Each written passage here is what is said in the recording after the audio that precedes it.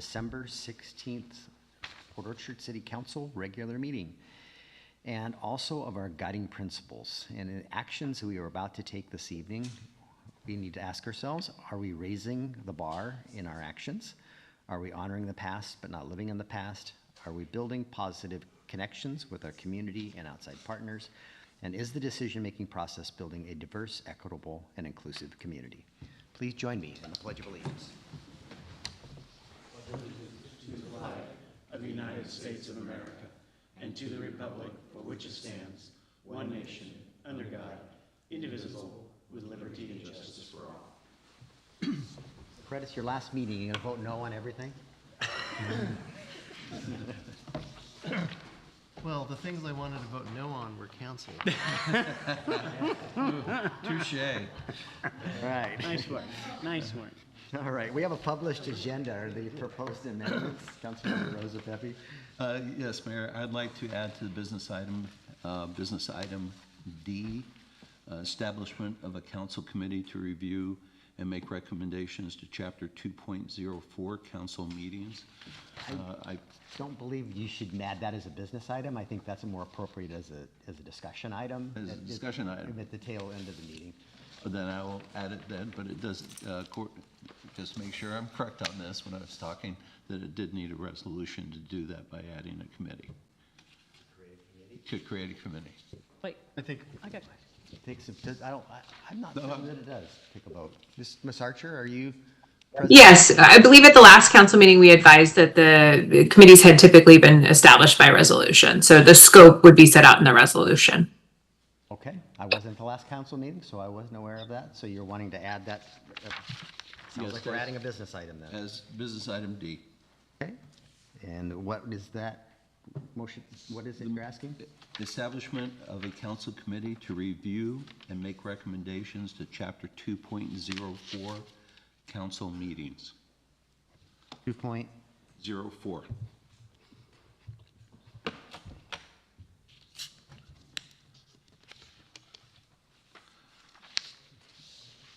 Thanks, Charlie, for coming to my rescue. Not a problem. Is there a second? I'm looking for a second. Second. A motion and a second. And questions? Go ahead, Councilmember. so are we voting on this or not voting on it? We're just talking about it? We're just bringing this on as a business item. When it gets to business establish item it. D, then we'll discuss it. Okay. Then that motion comes is to- later to vote? Right. Okay, thank you. Okay. There's a motion and a second to add business item D, the establishment of a committee related to Chapter 2.04, council committee, or council meetings. If that's correct, all in favor of adding that business item, please say aye. Aye. Anyone opposed? Hearing none, that has been added to our agenda. Any other proposed amendments? No? Councilmember, go ahead. Probably might be premature, but Mr. Mayor, I'd like to motion to approve the agenda as amended. Second? Mercenary, second by Councilmember Rosa Pepe to approve the agenda as amended. Anybody, all in favor, please say aye. Aye. Hearing none, the agenda has been set for tonight. We're to our first citizen comment period. Is there anyone wishing to address the city council this evening? And if you're online, use the raise your hand feature and the clerk will bring you into the meeting. Okay. I don't see anybody rushing the podium yet. And I see a hand raised. Is that your hand, Brandy? Oh, that is your hand raised. All right, I don't see any hands raised, so I'm going to close the first citizen comment period. We're to our consent agenda. Is there a motion to approve? Mr. Mayor, Go ahead. Mr. Mayor, I make a motion to approve the consent agenda as presented. Second. Motion by Councilmember Diener, second by Councilmember Terneri to approve the consent agenda as presented. Councilmember Rosa Pepe, you have a comment? Yes, I do, Mayor, and thank you. I didn't want to pull this off because, for the discussion and stuff, but I did want to acknowledge the chief and department continued coordination over derelict vessels. There's an item in here with additional funding going to make sure that the vessel in question is being removed. So this is just, again, we're taking action on these vessels, and it's greatly appreciated. I know our citizens appreciate it too. Thank you. Mr. Mayor? Yes, sir. I'll just add that I also want to express my thanks. It's been something that's been kind of near and dear to me. I know that we're working on it with other jurisdictions. But it's an incredibly complex maze of legislation, rules, and laws to do this. And so I just want to, again, applaud Port Orchard's leading the way in some ways as part of this overall jurisdictional discussion. Thanks, Chief. Councilman Morrissey, you piling on? Well, I was just going to encourage my fellow peers here that if we'd like to do something about it, you can join the cause in advocacy. I took the information the chief gave us. I'm working with, I can't remember the name off the top of my head, but someone over at the county, Kitsap County, who's pushing some changes to legislation that makes this better. So the upcoming session down in Olympia starts imminently next month, and we could use your voice down in Olympia. And on that note, I know that Paul's both pushing that legislation, and there was a joint letter that many of us signed on to was sent to the governor's office that they're asking for some changes in legislation to make it easier for us to, seize a boat before it gets critical. So, Councilman Medina, or That was a couple months ago, right? That letter came out maybe 3 months ago, whatnot? Could have We been all signed up. yesterday, could have Yeah. been, it was 6 weeks ago or so. I know it just finally trailed through everybody's signatures and went out, I think it was last week, maybe, or this week. I just wanted to add that it's incredible how many derelict vessels we're seeing just in the last year or so compared to previous years. At least that's what I'm seeing. And I think it's because people are finding homes, in air quotes here, that they can buy for relatively cheap, and then they quickly get underwater, no pun intended, with what it takes to maintain a vessel, especially these wooden vessels. And so many of them are really old and no longer seaworthy. So there's going to be some good changes we expect out of legislation, like curb registration and insurance and tags and all of that. I hope so. Okay. All right, we ready to vote on the consent agenda? All in favor of approving the consent agenda, please say aye. Aye. Anyone opposed? Hearing none, the consent agenda has been approved. We have a couple of presentations tonight. The first one is by Mr. Joe Morrison, the Executive Director from KEDA, and he gave a fabulous update of the goings-on in KEDA here at a Rotary meeting recently, and I said, gosh, we should hear this at City Hall. So here he is. Well, I don't know about how fabulous it was, and apologies if you've seen part of this before, but it's a veritable silver tsunami of presenters tonight. So you've got myself and a personal friend of mine who will go next, and I suspect he'll be better, but I'll do the best I can. Anyway, thank you for having me, council members and Mr. Mayor. Mr. Mayor, I hope you're recuperating well. My name is Joe Morrison. I'm the Executive Director, that's right, of the Kitsap Economic Development Alliance.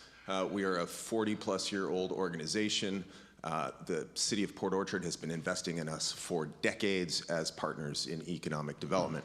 So what I'll do tonight, if it's okay, this is the clicker, I take it? Does this click? Yes, fingers crossed. All right, well, we'll find out. I'll talk just briefly on our economy, and then I'll talk about some of the work KEDA does, and then I'll open it up to questions from the council. So talking about Kitsap's economy, depending on how you look at it, our household income, median household income in Kitsap is about just under $100,000.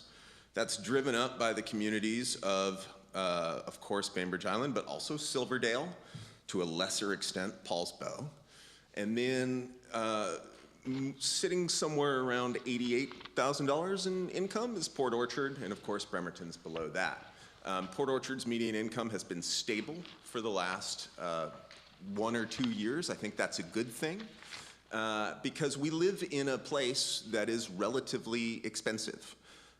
We might be an affordable part of Puget Sound and Greater Seattle, but by and large, the Seattle area is expensive, and Kitsap costs about 15% more than the rest of the nation when you look at what we're paying for in terms of utilities or energy infrastructure or medical care, transportation. We pay just a little bit more than the typical American does. And I suppose it's not just a little bit. This cost of living difference impediment to some of the accomplish in our community and economy, like getting more doctors here, and getting more healthcare professionals here. It's more expensive to do things here, so people don't necessarily move to this area as much as they could. The good news is we're still a relative bargain in the greater Seattle area. Seattle's like 40% more than the national average. So if you're at 15%, that's relatively okay. We're sort of where Olympia is, and we're not where Bellevue is, and we're just under where Bellingham is, so a little more affordable. But we ain't what we used to be. Pre-pandemic, I moved here in 2017. I bought my house for more than that, $344,333. That was the median home resale price then. But what I bought it for is well under what the median home resale price is now, somewhere above $500,000 in the county. Home prices in Port Orchard have gone up 74% pre-pandemic over 6 years. This could be worse. It's generally better to have appreciating asset prices than depreciating asset prices, but the bottom line is the only thing that solves the housing challenge and the housing crisis is building more housing, and I'm pleased to say Port Orchard has been doing that and doing their part in putting more houses and more multifamily units into the market, and is one of the faster growing cities in Washington, which I'm really thankful for. I'm thankful that Port Orchard is doing its job to house people in Kitsap County. So just wanted to talk a little bit about some of the economic realities we face. Generally, I'm all sunshine and roses and very positive about Kitsap's economy. There's one thing that is particularly backbreaking to Kitsap's economy that we just came across a couple weeks ago, and it's a federal shutdown. $200 million or more was missing from the local economy at that time. Coffee stands were on their last legs. People people who work for the Navy, were living off paycheck advances from local financial institutions like Kitsap Credit Union, Peninsula Community Federal Credit Union, and larger institutions like Boeing employees and Navy Federal Credit Union. So things are really great for Kitsap's economy as long as we don't have government shutdowns. Well, what's KEDA? What are we? A couple years ago, we started moving to a 5-year regional economic plan, because economic development takes time. It takes time to build things. It takes time to build things and do things, particularly in Washington State. And we wanted to establish some goals and impactful goals about what our impact would be. So these were our 3 main goals. We want to help create or retain 2,500 jobs. That means when we work with a local company and they expand, we write down how many jobs they expanded to and keep track of it. Add 350,000 new square feet of industrial space, more on that in a moment, and see 3% GDP growth. We should see 3% GDP growth absent a recession. As for adding industrial space, as for impacting the jobs, that's the hard work, and that's the work we're dutifully doing. Just talking about the day job and the strategy of KEDA. So the day-to-day activities of KEDA look like interface with your local businesses, connect them to export opportunities, help local companies start up, talk to companies about moving here, provide trainings. That's the stuff we do every day. Our major funder is the Washington State Department of Commerce. That's what they require we do on a daily basis. We accomplish all our goals and then some in an average year. But to do that, we take a more strategic approach, right? And one of the things we started looking at was, it's well known that there's going to be an investment in the billions of dollars headed into the Bremerton shipyard. And that's because the Bremerton shipyard is 133 plus years old. It has old industrial facilities. It's not laid out optimally for processes and industrial processes. And most importantly, it does not have a dry dock that's capable of lifting the Ford-class aircraft carrier. They have to invest in a dry dock that will lift the Ford-class aircraft carrier. We're the only dry dock on the West Coast that can do that. So billions of dollars are headed our way. And so that creates the question, well, what does the Navy need? The Navy said, we need hundreds of thousands of square feet of industrial space. We also need hundreds of thousands of square feet of office space, and that's just the Navy. Every multinational defense contractor is in Kitsap. British Aerospace is in Kitsap. Lockheed Martin is in Kitsap. Raytheon is in Kitsap. Leidos is in Kitsap. And the list goes on. And General Dynamics is in Kitsap. they will also need to expand. So we looked at what we have and what it's like, and we found that there's just not a lot of industrial buildings in our community, and there's not adequate underlying infrastructure to help create that. We found a 1.8% vacancy rate. We found that our industrial buildings were typically between 30 and 40 years old. On a scale of 1 to 3 stars, they're 2 stars, maybe 2.5 if they're a flex building. And we're neither competitive nor do we have the capacity for the growth that's headed our way. So part of the work KEDA's been doing has been working with our private investors and developers to build that capacity, and we have 50+ thousand square feet in the works right now. It's exciting. The major area, though, for this opportunity is just up the road here in Highway 3, yes, between Gorst and Belfair.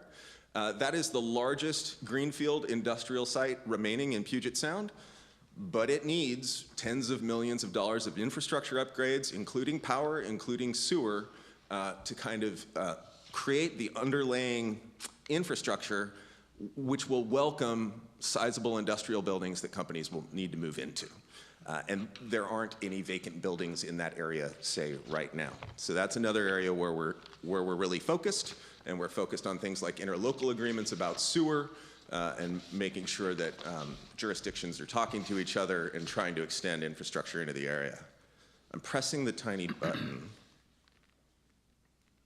but the tiny button doesn't seem to be doing anything. Oh no. Maybe you can get assist from Brandy.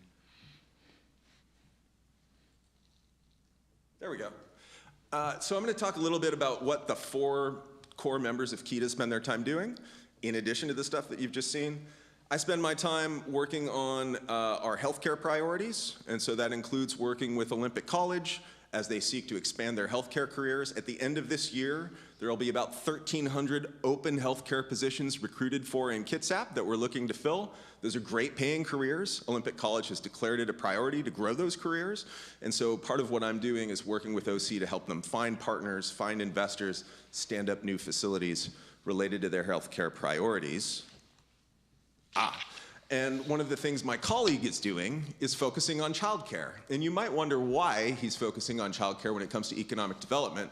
Washington State struggles with adequate childcare capacity, and Kitsap might be particularly a bit of a childcare desert when we look at it. So James is running a countywide task force to listen to childcare providers. I think Councilwoman Fenton has been involved in some of those conversations and experienced them. And what he's looking to do by the end of second quarter is create a toolkit that will enable small childcare providers, people who are going to have 1 to 5 kids in their house, friends and family, to stand up more local businesses and more childcare providers in our community. So that's something James is working on. He's also procured over $100,000 in the last few years for 3 years of micro-enterprise training 48 businesses and affecting hundreds more through a program that's run out of Matchstick Labs in Paulsbo. We have a bit of a research department now. We hired somebody new, Elizabeth Court, who was our former workforce chief, and she does things like reports on our top employers in the community, writes our economic profile of what our economy is like every year, and produces quarterly employment reports about what jobs are most demand in Kitsap. And then my colleague Teresa Mangrum produces a lot of events related to core strategies that KEDA is pursuing. The most recent one was related to FIFA World Cup. We know that the world's largest sports tournament is headed our way, and 6 games will be hosted in Seattle. Bremerton's a fan zone, and so this community, north to south, is pulling together. Josh Johnson spoke quite a bit at Kickstart Kitsap about the opportunities he sees in Port Orchard related to getting those tourist dollars and benefiting from that event.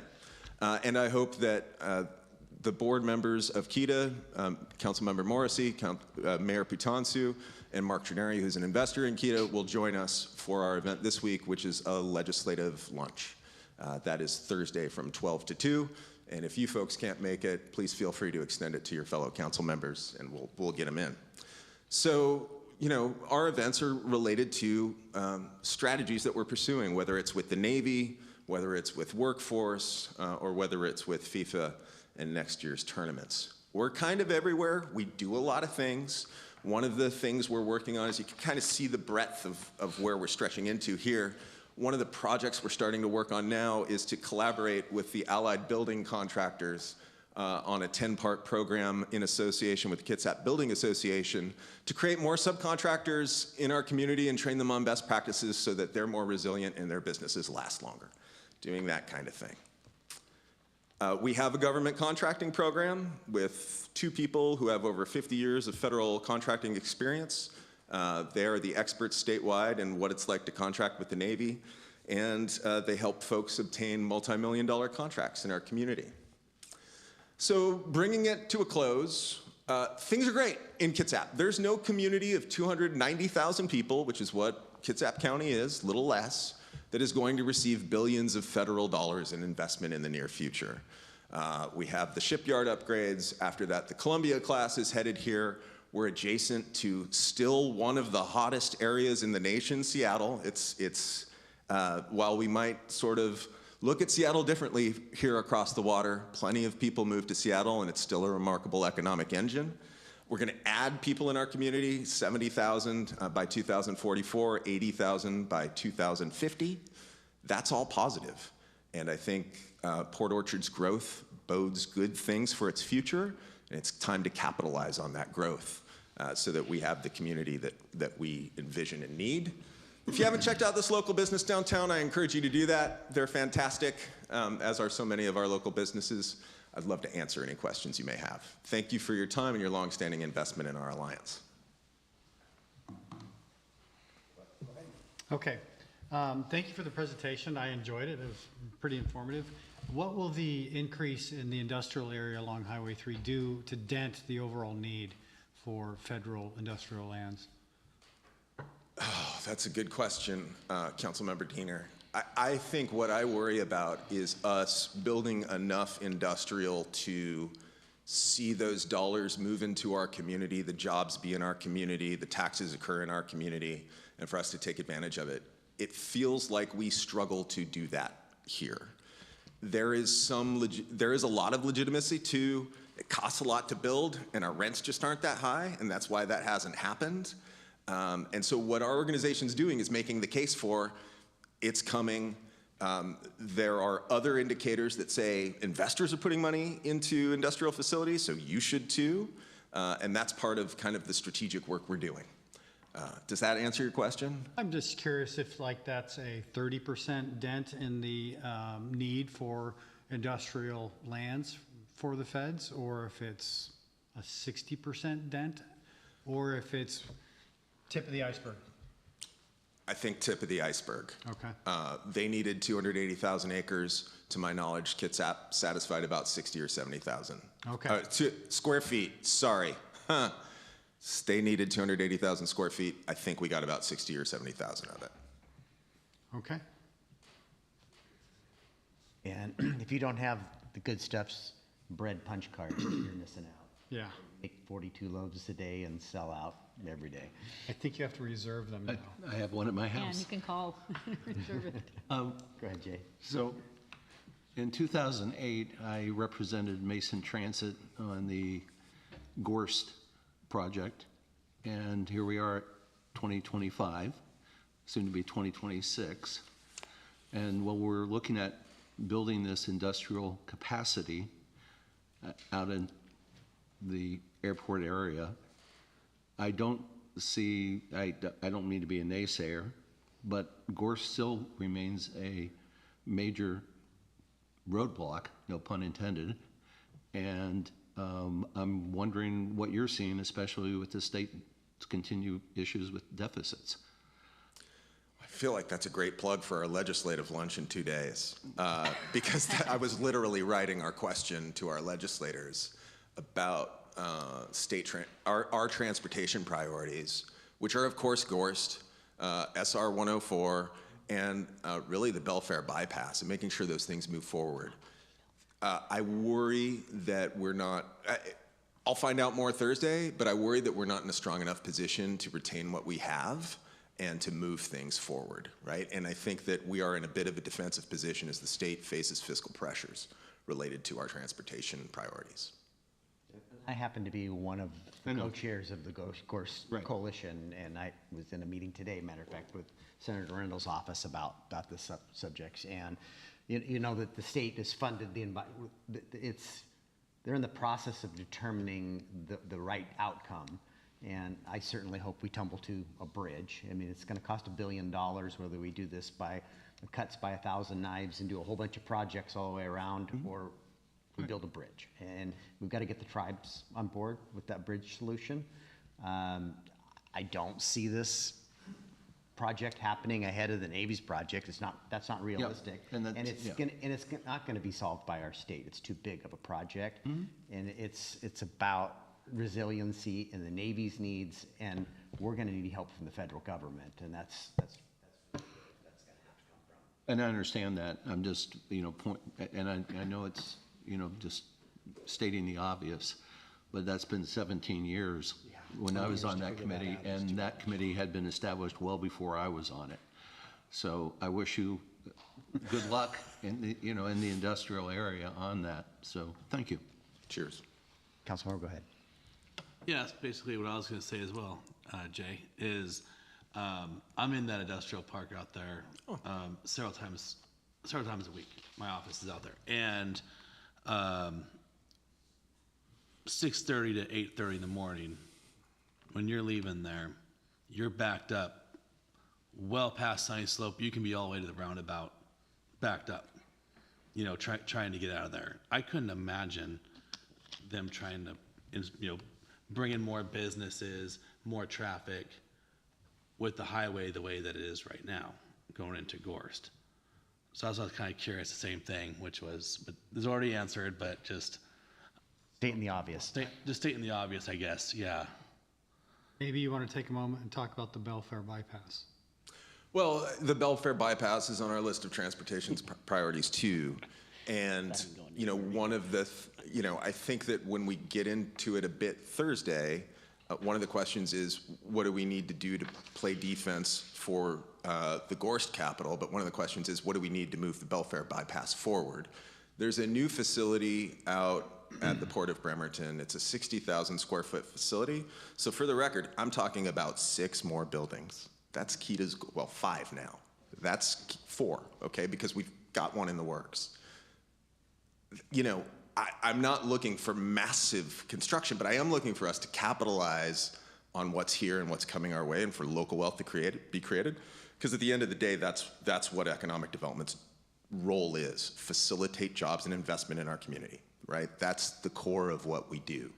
I agree with you all that Gorst is one of the many challenges that corridor faces, and it's a form of infrastructure, just like power, just like sewer.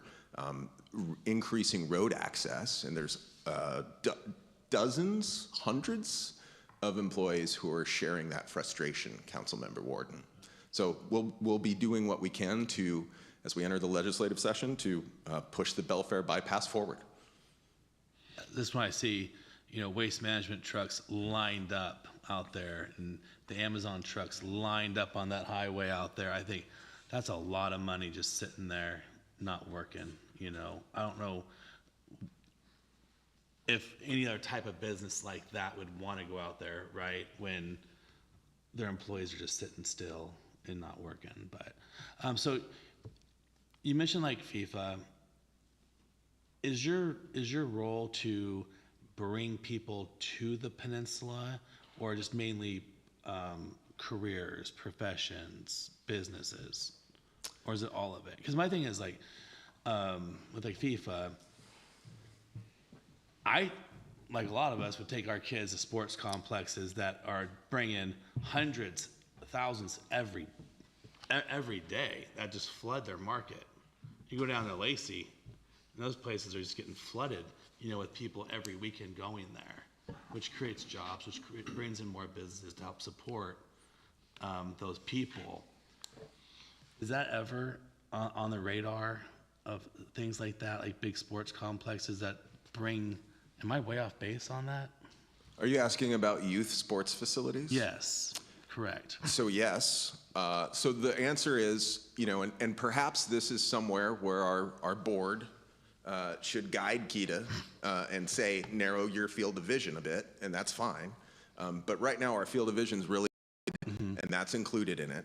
And literally today, I was at the North Kitsap United discussion up in Port Gamble related to the proposal at Bond Road to build 30 fields across 100 acres and put another 300 acres into conservancy. So yes, if that's something that Port Orchard starts to pursue in a master plan, we're there for you. Yeah, just the amount of traffic that it brings in, you know, every weekend, year round for a lot of these. I thought that I always wonder like why we don't, as a community, I mean the whole peninsula, invest in something like that, because this brings in so much traffic that a lot of small businesses, everyone benefits from. But that's it. That's all I have. I could be way off on that question. I don't know. Councilor? I just wanted to remind the council that when we did our Parks and Recreation survey years ago, it had a pretty robust response, but a brick and mortar facility for our youth was top of the list. And as I understand, first rights of refusal on Veterans Park from the county, who would love to offload that. And so I've always said there's great bones there for an athletic facility, and you know, it's what the community's asked for. Completely agree. We just got a lot on our plate right now, and, Yeah. and some of the deck cleared. You know, we got a retreat coming likely after the first of the year, and set some long-term priorities, and that's probably a worthy one. I've got more, but Heidi has her hand up as well. Yeah, Joe, have you heard about, because I know like brick and mortar for a YMCA to come here, and I think there's going to be a morning meeting.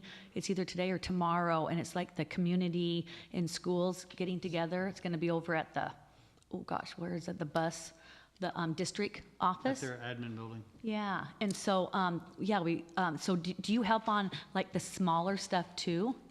Yeah. And, everything, right? Yes, we help on the smaller stuff too. Again, we're not, the board can redirect us, but we're not particularly discerning. And I think one thing we found during COVID was small businesses weren't being helped as much. So we got into that, offered a bunch of grants. I'm not aware of that meeting. If I have capacity, I'm happy to attend. So I'll email you, Councilmember Fenton. Oh, yeah, I wrote it down. You know, I've heard that the YMCA would like to be here. And they'll do everything they can to stand up as many facilities and raise as much money for their facilities as they can. Yeah. And, you know, sometimes those things come with childcare slots too, so they're a really good idea. And that enables more participation in your workforce. Joe, I just sent it to you. Thank you.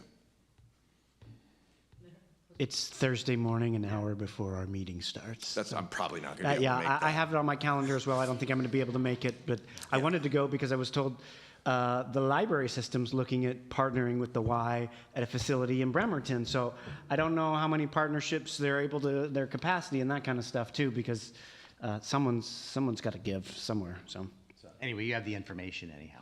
Thank you. Appreciate it. And I'll try and connect afterward to hear how it went. Yeah. Councilmember?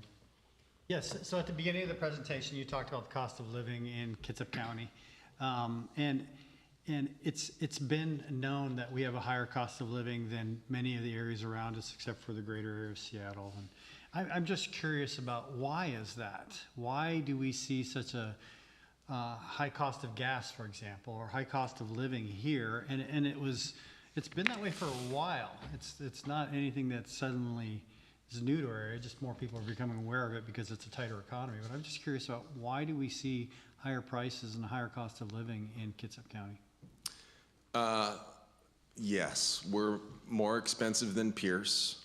We're kind of on par with Thurston, but we're not as, you know, and we're headed towards Snohomish, and we're not nearly as bad as King County, right? Some of these are good problems to have, and some of them are bad problems to have. This community experienced a lot of wage growth post-pandemic. Some of that was employers here raising their wages to meet the regional average. For instance, you know, if you worked in Kitsap government and somebody from King County government wanted to hire you, Kitsap government started having to raise their wages. Everybody had to raise their wages, so that's part of it. In general, things are as expensive here, Councilmember Diener, as they are, not as they are in Seattle, but you're still paying a lot, like, to eat out, right? And some of those are underlying policy decisions that affect the whole region, right? Things that drive up the cost of gas, that drive up the cost of wages. And again, some of these are good problems because wealth is good, but some of these are bad problems too, because if there's not enough houses, housing prices stay high, fewer people can afford homes, fewer people can get homes, and if fewer homes are created, more people are displaced, right? And sort of that's where I tend to focus on the cost of living argument. One way I think of it is that just Kitsap used to be kind of an island, kind of quiet. It was way more disadvantaged to be 10 miles across the water in 2015 than it is in 2025. We have fast ferries. We have 900 miles of public fiber here. It's just not, people aren't in the office as much as they used to be. That's changed us, and now we're more like the rest of Seattle. And I think you missed, we're a desirable place to live. Yeah, but you know, it's been that way for a while, and it's been desirable for a while. I was just curious I was curious really if the military had a role in that. For example, the stipends they issue for housing, and how that's been, as I've heard, one of the issues that has driven up the cost of housing and rentals. Maybe in the past, but I think the housing costs of, I mean, we'd have to look, right? But my instincts would be the costs of housing have gone up so dramatically that federal contribution to a basic employee's housing does not come close to meeting the needs nor the costs of the region. Now, the good news is some apartment prices are coming down. Those apartment prices are coming down in Bremerton and Port Orchard. That's good, you know, but it's still $1,600, $1,700 a month. Yeah. Thank you. Or more. Or more. Councilmember, go ahead. Did see. Hey, Joe, I got a question for you. Piggybacking a little bit back to what Eric talked about as far as tourism dollars. Have you had recent conversations with the motorsports group out there? And if so, can you share a little bit of that? So no, we haven't been in touch with the Motorsports Park. What I'm aware of at the Motorsports Park is they have I'm making some assumptions here, but I think they have 6 months on their lease that has been extended by the Port of Bremerton, and that sometime in summer 2026, the Port of Bremerton will look at that lease, see the progress that they've made toward their project, and where that project will land. We're not focused on that. We're focused on industrial capacity. Yeah. Sure. All right, thank you. Thank you, Mr. Morrison. Thank you so much for your investment. If I can be of any assistance, feel free to contact me directly. Appreciate you all. Thanks. Thanks, Joe. Thank you. All right, we have I snuck a second presentation on, you know, as you guys are all aware, we're working on process improvement on multiple fronts. And I know Tim Sloan and his agency does work in the mission, vision, values, and team building front. And I felt we needed to break down some barriers between our departments, have a shared vision and mission. And so a few months ago, we hired Tim, a couple months ago actually. We had 3 sessions with 16 staff members from frontline staff, mid-level managers, and directors, and myself participate in this process. And we wrapped it up yesterday, and we were really excited about it. And I was going to share it in my mayor's report at the end of the night, what we did. And Tim said, I'd like to come to the council meeting. And I said, well, if you're going to come to the council meeting, why don't you present the body of work? Because you facilitated, I was just a participant. So I've done enough foreshadowing. Tim Sloan from the Sloan Agency, and take us away. Great. Thanks for having me here tonight on this very nice evening of Seattle sunshine. I am Tim Sloan. I am a resident of the community here by the Southworth Ferry. So it was a desirable place to live in COVID. So I've been here for 5 years. So I'm a business and leadership coach. So I work at the intersection of like systems and people. And I just love to bring that passion of like, how do you have business impact? And then how do you make a really great experience for the employees? And that passion came up for me just, quickly from, I worked at King County, I worked for Seattle, King County Public Health, Amazon, Microsoft, and a bunch of startups. So I've been doing this work for 6 years because I just believe that we can have a better impact across, our businesses, and people can have a good time while they do their work. So thank you for having me here. So we probably all know this, but I always like to say, vision, mission, and values give us a shared reference point. They're so important in an organization, and a lot of organizations kind of put them on a wall and walk away from them. And so what I really like to point out is that this helps really brings clarity on how decisions are made. It talks about, how people can work across departments. Many of these folks here were part of the meeting. And there's also a consistency. So when employees come to work, staff aren't guessing, how any of the stuff that's going on, and also the community. There's a lot of conversation around how the community experiences the city and how the city employees participate together. So this was a really fun project to work on here. And so we will go into, Rob talked about the process. These folks here were very instrumental, especially in the editing part, so very thankful for that. But we really focused on inclusion, making sure all the departments were included. We wanted to have real conversation about what was important and how to make these really, this vision and mission, and especially the values are lived. Lived values are what really make an organization thrive. And in the city government, there's so much opportunity for internally and then externally that I experienced when I was working in the government.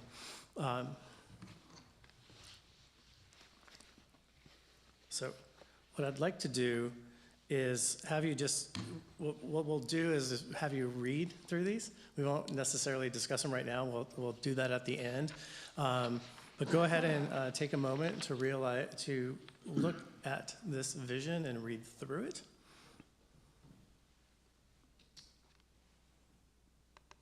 And so the vision is really about where the city is moving towards. This is the vision of saying, this is our aspiration, where we want to be, what do we want to become? And so this is really, a lot of the words that came out of this were around safe, supported, valued, thriving, and connected, with the headline of realizing our community potential. And here's the mission that the team came up with. And so the mission is about how does the city deliver this on a day-to-day basis? How is the day-to-day work going to achieve the vision? And so with this one here, it was around integrity, safety, quality of life, and continuous improvement.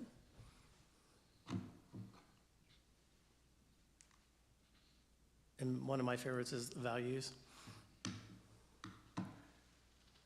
This is how the work gets done on a day-to-day basis. This is where internally and externally, this is where employees can work together and live these values, and this is also where the employees can live the values with the community. This is something that's a reference point, just similar to how you do at the beginning of the meeting here. And so the three values that they came up with was service, engagement, and integrity.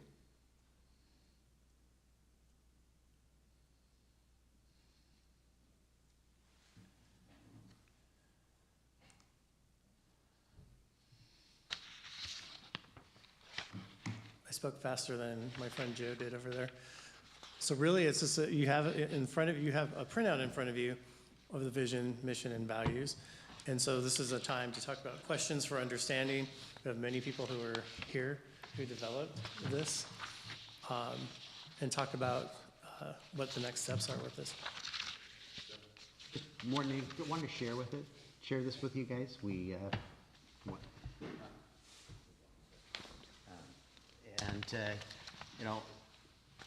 Everyone in the room, embraced this process, engaged in the process, and everybody was satisfied with the work product when we finished at the end of the day.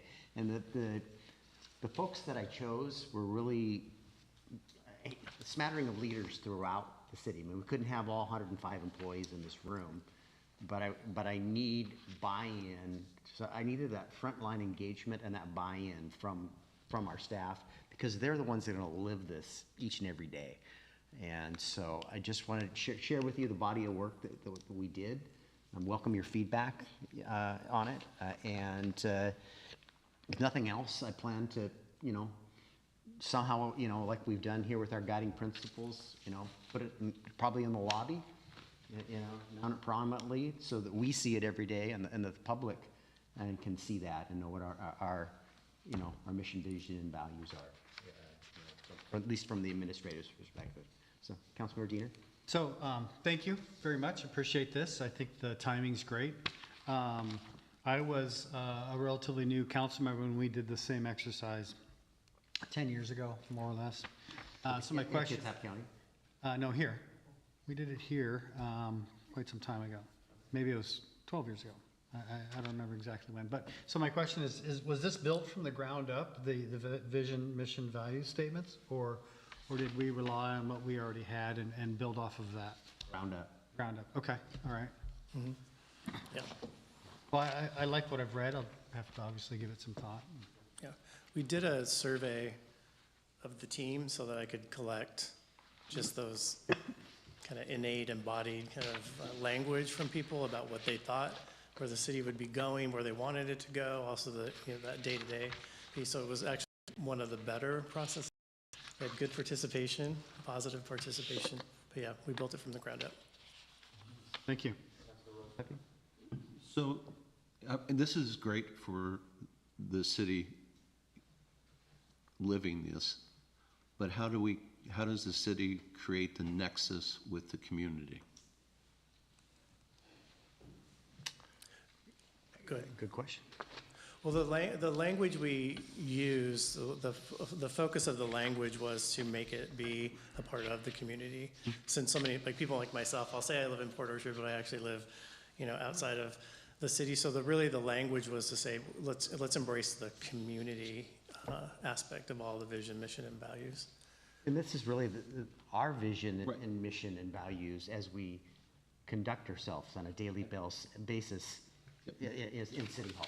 Yeah, and I understand that, but that's going to impact how we Well, yes, work with the hopefully in a community. positive manner. No, because we I live see these this, values. I really do see it as being positive, Mayor. Yeah. I mean, and the work that goes into it.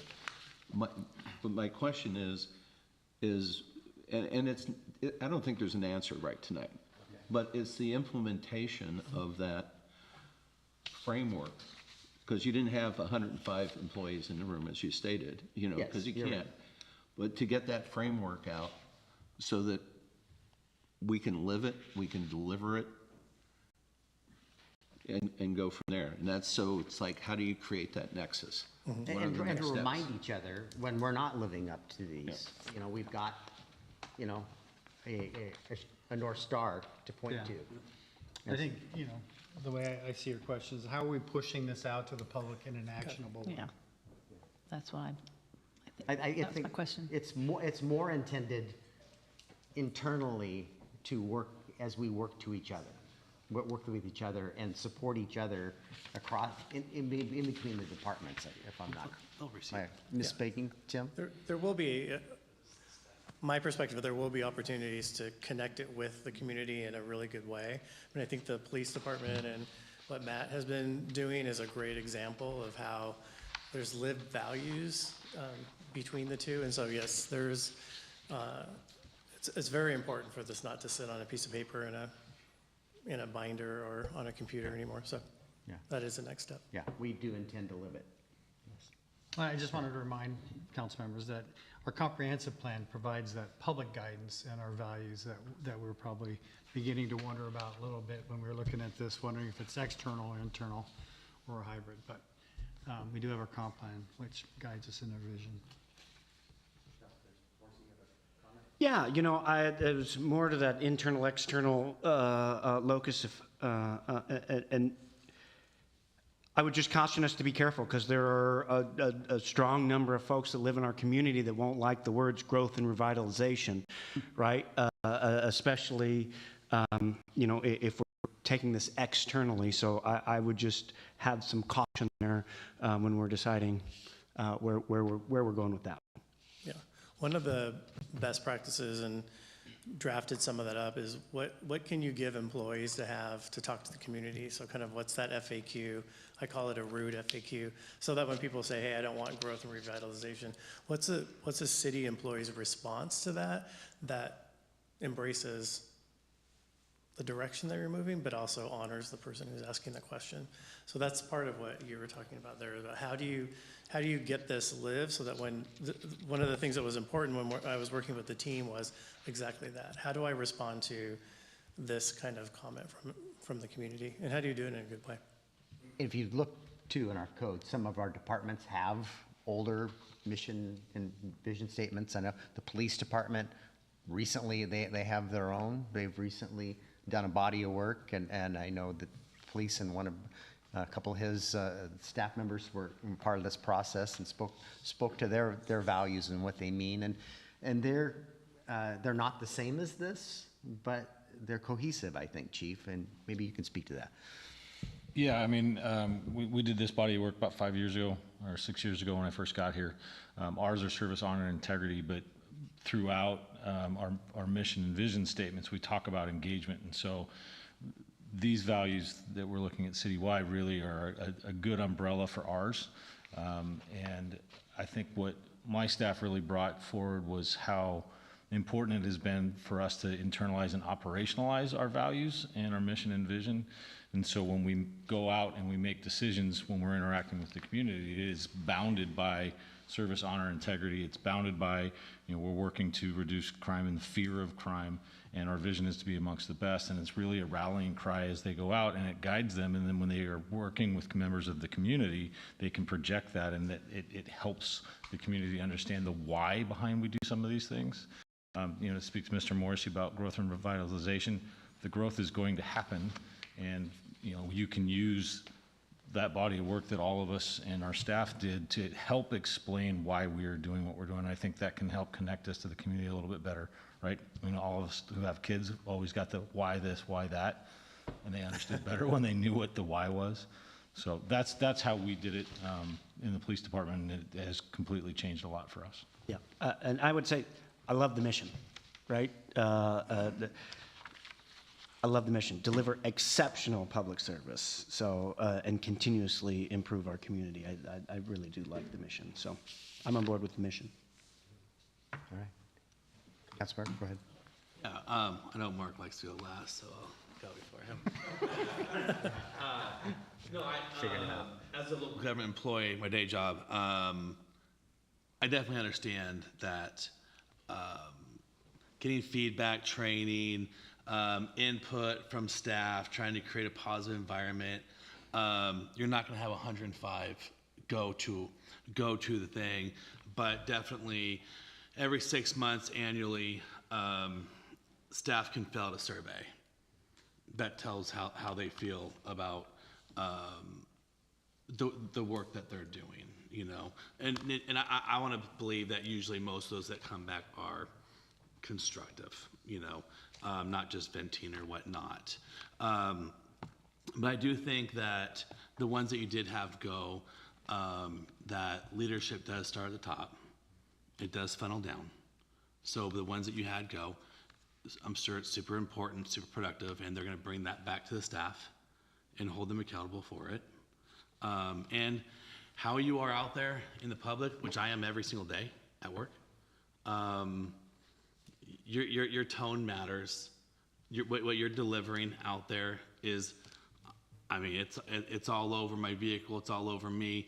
I'm a representative of my employer, So I think that what they did here, it does translate out to our city, in our community, in a really strong way. So. And some of that survey work we do and was shared with Tim ahead of this body of work, so he could get kind of a flavor of the, culture. Councilmember Warden said something. Does Ms. Lund add these things into the? Okay, perfect. Yeah. Into annual performance reviews. Okay. Oh, yeah, I think this is great. I like the vision and then also, yeah, and then the mission. I think city council can adopt some of this stuff. I think it'd be good. I think there's an opportunity. We got a new council starting after the first of the year. And I think there's some relationship and team building stuff that I've been talking to Tim about and getting a proposal that I think could benefit us very much. And maybe some of this is incorporated into it, but I think there's some other work that, you know, a retreat also, but there's also, I think, some work we can do to be a more cohesive group too. So, and I look forward to talking about that more in the new year. So, did you want to, Mr. Trey? Go ahead. I've been trying. Should I wait till the last? I don't know. I hand don't go really up. have a lot to say. No, Tim, thanks for presenting. You know, I've been in business for 30-plus years, and I've lived through a couple of these. It sounds like from Councilmember Diener that he remembers 10-plus years ago the city going through a similar process.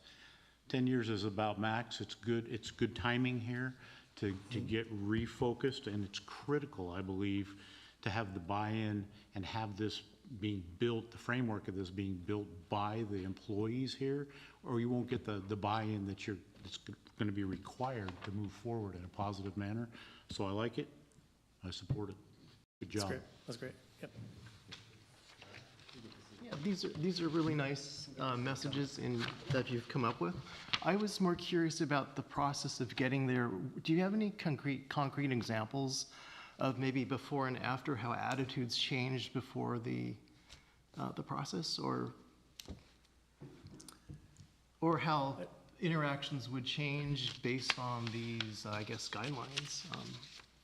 So before or after we developed these, or before and Before then your after? process and after your process, I guess. Yeah. Did you see any contrast, or do you remember any anecdotes or examples as you got there?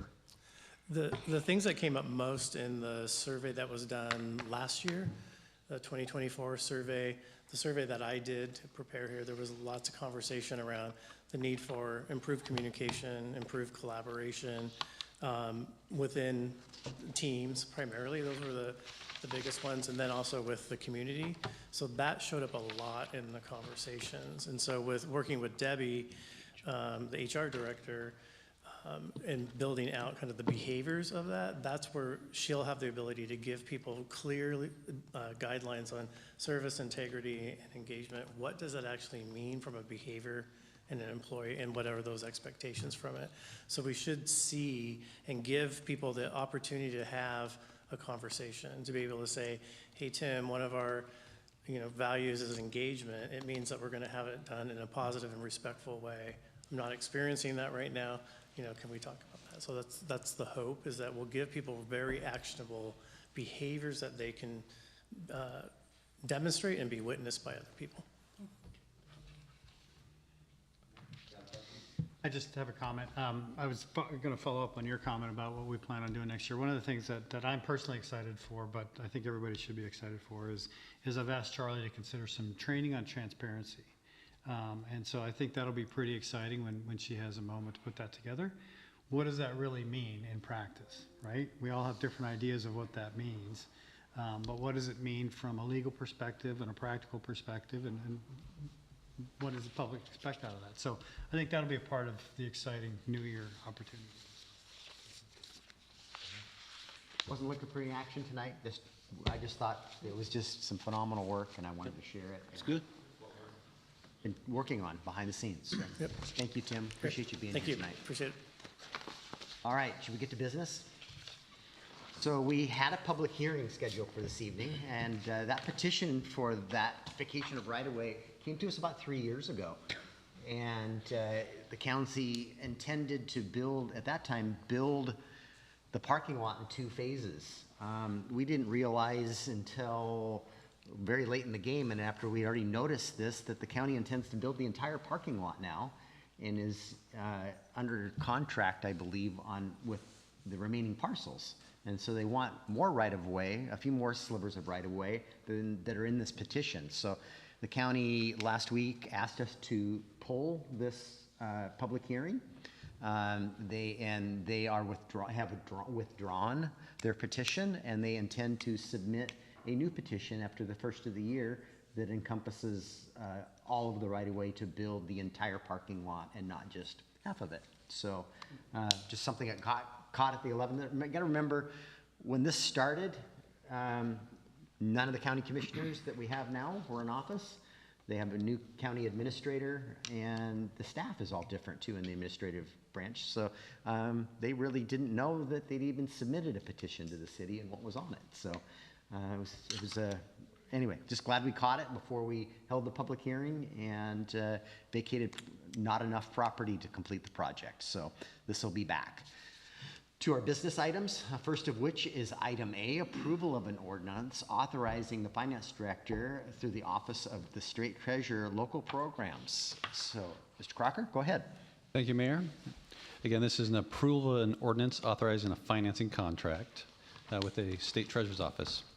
So please recall that the city completed the acquisition of 1333 Lloyd Parkway back in October. Prior to our acquisition, this council declared its intent to reimburse itself from a future purchase, which will be funded from a future borrowing. So the City of Portrait will be utilizing a low-cost, tax-exempt financing program offered through the Washington State Treasurer's Office called Local. The Local program allows participants to access to national tax-exempt markets through a competitive bid process, regardless of their size of their financing. By pooling with the state's AA1 rated COP issuance, local participants are able to take advantage of the state's very low tax-exempt interest rates. Local governments participating in the program benefit from reduced financing costs in addition to the state's credit rating. The city will be borrowing $2.5 million over a 20-year term, with the sale to be scheduled in February 2026. Payments will be due semi-annually, with the first interest payment due June 1st, 26, followed by principal interest due December 1st of 2026, and repeat that pattern thereafter. I did want to comment because I did have a nice conversation with Councilmember Fenton. She had requested some more commentary on interest rates, and again, we talked about this a little bit last time. So the last interest rate that the state received was 3.9%. They have given me a range of 3.7 to 4.1%, which is approximately about $200,000 in debt service payments each year. Additionally, this is just a little technical nuancy, but the general fund was the fund that transferred money to our capital construction fund for the purchase, and so we made that purchase with those dollars. This will reimburse the general fund in this borrowing. So I think that was clear and an important point that she wanted me to get on record with the council. So the public can understand too. Thank you, Noah. Yeah, with that, staff would recommend approval of the ordinance authorizing the financing contract. Mayor Morrissey? Yeah, Mr. Mayor, I move to approve the ordinance authorizing the execution of documents associated with the Office of the State Treasurer local program relating to the purchase of a parcel of real property located at 1333 Lloyd Parkway. Second. Motion by Councilmember Morrissey, a second by Councilmember Fenton.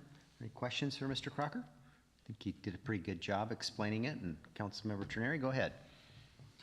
Noah, can you explain in layman's terms the difference between a site lease and a financing lease? Yeah, so the local program is a unique structured borrowing program with the state. So they are issuing what they call certificates of participation. And what that means to the investor is that the investor is participating in a stream of cash flow payments. So what we are doing, we are actually, since we own the property, we are leasing out the site to another organization, a third party called WFOA, who is also receiving other leases from other entities, and they are combining it to a master site lease agreement in order to create the financing structure in order to lease it back to us under a financing lease. So it's a lease-back structure. So it's very unique. It's very effective, though, for local governments that want to participate, again, in these pooling programs, because our $2.5 million would be difficult for us to issue on our own and in our own bond issuance. If you think about our own last bond, it was about $11 million. $11 million, you can get a market, but $2.5 million, we cannot command the market. But we will be a participant in hopefully $80 to $100 million COP offering. So essentially, that's what we're doing. We're leasing out our site, so it can be leased back to us under a financing lease over a 20-year term in order to support the master financing lease and master site lease, so they can sell cash flow streams to investors authorized under a certificate participation program. Thanks. That's what I was kind of reading and assuming, but I wanted clarification on it. Thank you. Head spinning. Councilmember Chang. Can you just clarify, when you said debt service, that's not just interest only, that's interest and principal? Correct. Yes. Further questions? All right, you'll be voting on an ordinance authorizing a finance contract for the Office of the State Treasurer's local program. All in favor, please say aye. Aye. Anyone opposed? Hearing none, the is it an ordinance? An ordinance. The ordinance passes. So we're to item B, and I understand two of our members are going to step out of the room for a moment as we conduct this piece of business, and that is approval of a lease agreement with Kitsap County for 730 Prospect Street. Ms. Archer, are you going to take this? Yes, happy to. I will. Please let me know when they've exited. They have exited. Okay, thank you so much. All right, Council, you'll recall that the city purchased the 730 Prospect Street property in 2023, and that purchase was made subject to an existing lease between the former owner and Kitsap County. The existing lease expires at the end of this year, and the mayor and staff have worked to negotiate a new lease with the county, who would like to remain in the building. The county requested a 1-year term for the lease due to funding constraints, and the city negotiated favorable terms and conditions that would offset that 1-year term, which obviously puts the city in a bit of a bind as far as potential releasing. Under the terms of the lease, the rental rate is $95,700 for the year, and the tenant is responsible for utility costs. The city will maintain control and use of 8 parking stalls in the lot for use by city employees for that 1-year term. So this lease agreement has been reviewed by myself and legal counsel, and the recommendation from your staff is to authorize the mayor to execute this lease with Kitsap County for the 730 Prospect building.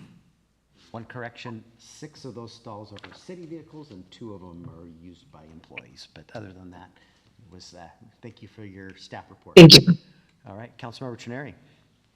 Yeah, Mr. Mayor, I move to authorize the mayor or yourself to execute a lease with Kitsap County for the 730 Prospect building. Second. A motion by Councilmember Trenary and a second by Councilmember Rosepepe. Is that who I heard? Okay. All right. Any further questions?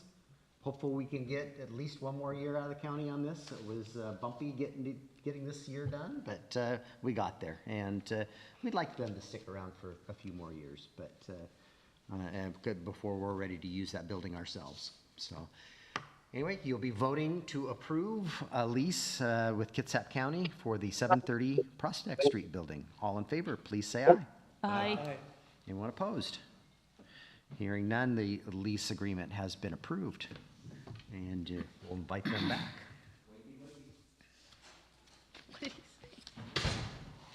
Committee.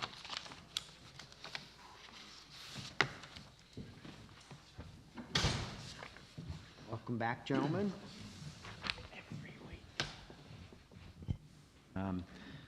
All right, so we are to item C now, approval of a purchase with Civic Plus for city's website, public records request, and agenda management software. Ms. Wallace? Yes, good evening, Mayor, Council. So during the 2024 City Council retreat, it was discussed that an updated website was desired. And during the 2025 biennial budget process, staff presented to the City Council the need and cost for such service. In 2025, the clerk's office and IT department sought quotes from various website vendors. After assessing the needs, cost, and what each had to offer, staff is asking council for the approval to authorize the mayor to execute a contract with Civic Plus for a new website. Staff has obtained the vendor through the proper procurement process in that we will be piggybacking off of the GSA contract to allow for a more competitive pricing. This allows staff to save on the cost of this software. In addition, we discovered that the public record software is somewhat outdated and can be provided in a more streamlined process for city staff as well as the public. Also, in looking at the agenda management software, Civic Plus has the ability to incorporate the recordings of the council meetings and committee meetings to allow for the public to access all of the legislation at once, meaning the minutes, the recording, packets, versus different sections of the website, and a few other features to benefit the staff, council, and the public. But by approving these purchases, it allows staff to continue on the path of council's goal to improve the communication efforts with the public and in a more efficient and effective manner. With that, staff recommends approval of the purchase for these software programs for a new website, updated public records, and agenda management software as presented. Councilmember Fenton? I move to authorize the mayor to sign the agreement with Civic Plus to purchase software for a new city website and update public records and agenda management software in an amount not to exceed $55,960, including tax, as presented. Second. Motion by Councilmember Fenton, a second by Councilmember Diener. Questions for Ms. Walls? Or Chang, go ahead. I was curious why the second year costs seem so high relative to the first year, and what are the costs in subsequent years, assuming that it works further than 2 years? Is there a fee for the third and later years? Correct. So I believe it will be anywhere from 5 to 8% of an annual increase. That's just for the maintenance of the software program itself, and that's that's standard from most software programs that I have experienced, not just within my department, but other departments as well. So as you recall, the council allocated $50,000 for the website. I already have a budget of $8,750 for the agenda management software. And then I have also budgeted $5,800 for the public records software. So when you combine those together for 2026 and 2027, it'll be somewhat neutral. In that, because I have a bundled package of the additional software programs, I'm trying to figure out how I'm going to say this here. Might be a little bit easier if I pull up the quote. So, as Councilmember Chang alluded to, it's $51,000 for this year, $42,000 for year 2. The bulk of the cost is one-time implementation fee, which is the training, the program itself, getting all of the data into the system, transferring it out from the current to the new. The website will move down to $16,000, so that's a cost savings there. Because of the agenda meeting management and the next requests are a little bit more expensive with this software, with this agency, but because I've already budgeted for 2026, the $13,000, it will only be $6,000 for 2026 for the 2 additional software programs. And then my intent was to, when we hit the biennial budget process for the next 2 years, to adjust for that. So the next 2 years, it's a cost neutral, and then after that, it will be up. But I think that once we get the program in there, you'll see it's more beneficial to the public and staff. It'd be nice to have one cohesive piece of software doing all of these functions versus multiple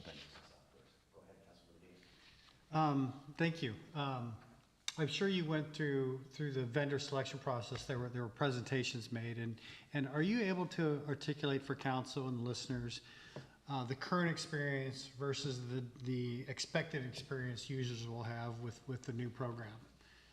So for the website, most of the benefits it'll be more searchable. So right now we don't have a robust search feature. It's somewhat hit and miss. So it's my understanding that all of that will be more searchable. The city of Bremerton uses Civic Plus for their website. So if you've ever gone into the city of Bremerton, it's going to be very similar to that. There is the ability to, when they do the search features, it will auto-populate what they think the system will auto-populate a response to what the search feature is. So for example, if they go to our website and they type in marriage licensing, behind the scenes we'll have embedded into the system, are you looking to obtain a marriage license? You need to contact Kitsap County, and then it'll provide the county's information because the city doesn't do that. So those types of things, the Q&A will be more robust. The council meeting minutes, agendas, audio recording will be all on one page. They won't have to go into a different section of the website to house all of those documents. It'll all be just on one page. There's a component of multiple, right now we use constant contacts for people to sign up for a listserv of certain topics. That's all embedded into this website, so they can, any part of the website, they can sign up to get notified, similar to our updated municipal code. So it's very similar, but it's website based. So those are some of the features. I think it'll give it a more cleaner look. So those are just some of the options there. Our public records request software, right now everybody has to create a login and a password to even put in a request. This new platform just allows them to go in and post it and request it without a login and a password, so they'll have more access to the records. And it has more ability for us to post most commonly asked public records request. So those are just some small examples of what is to come, I think. Thank you. I was also interested in the records requests and how that was going to be improved, but thank you very much. It sounds great. And we'll internally, we have to do somewhat of a manual process to redact or withhold records. And so this software program will allow us to withhold and redact within the program itself without a more complex process, including the police department will be able to do their redaction according to their, what's it called, the body cams. So, yeah. Remember, we've got a new employee coming too, and this is going to be their first big project, is the content that we put on this website. And I'm excited. We have nearly 100 we're screening nearly 100 applications for that communications position. So we're not going to interview 100 people. So And it streamlines processes internally, meaning that when we make posts, we have to post to Facebook, and then we have to post to the website, and then we have to post to Constant Contacts. Well, this will manage where we can implement one post, and it'll post the platforms all at once versus individually. So it will really streamline our process internally. Yeah. Councilmember Trey? So it's kind of like a keyword redaction, you know, where you. Yes. It'll be programmed into the public records redactions? Yes. That's nice. The OCR, it's search, so we can put in somebody's name or driver's license number or social security number, and it'll pull it up. It'll know to redact it. That'll be really helpful. I expect according to the contract, they're going to be responsible for data transferring and implementation. Any idea? They didn't mention any type of a time frame, how long this is expected or projected to take. So my plan is 3 to 6 months, basically, for all 3 software programs. The website, they said probably about 3 months. It just depends on how much my staff has to work with them. And then there's going to be some IT stuff that behind the scenes, and then extracting that data, and we have to determine how are we going to store it into the new program, store it ourselves, has it met the retention. So Would there be a time frame where we may be running side-by-sides? I'm going to say by the summertime. That's my goal. Yeah.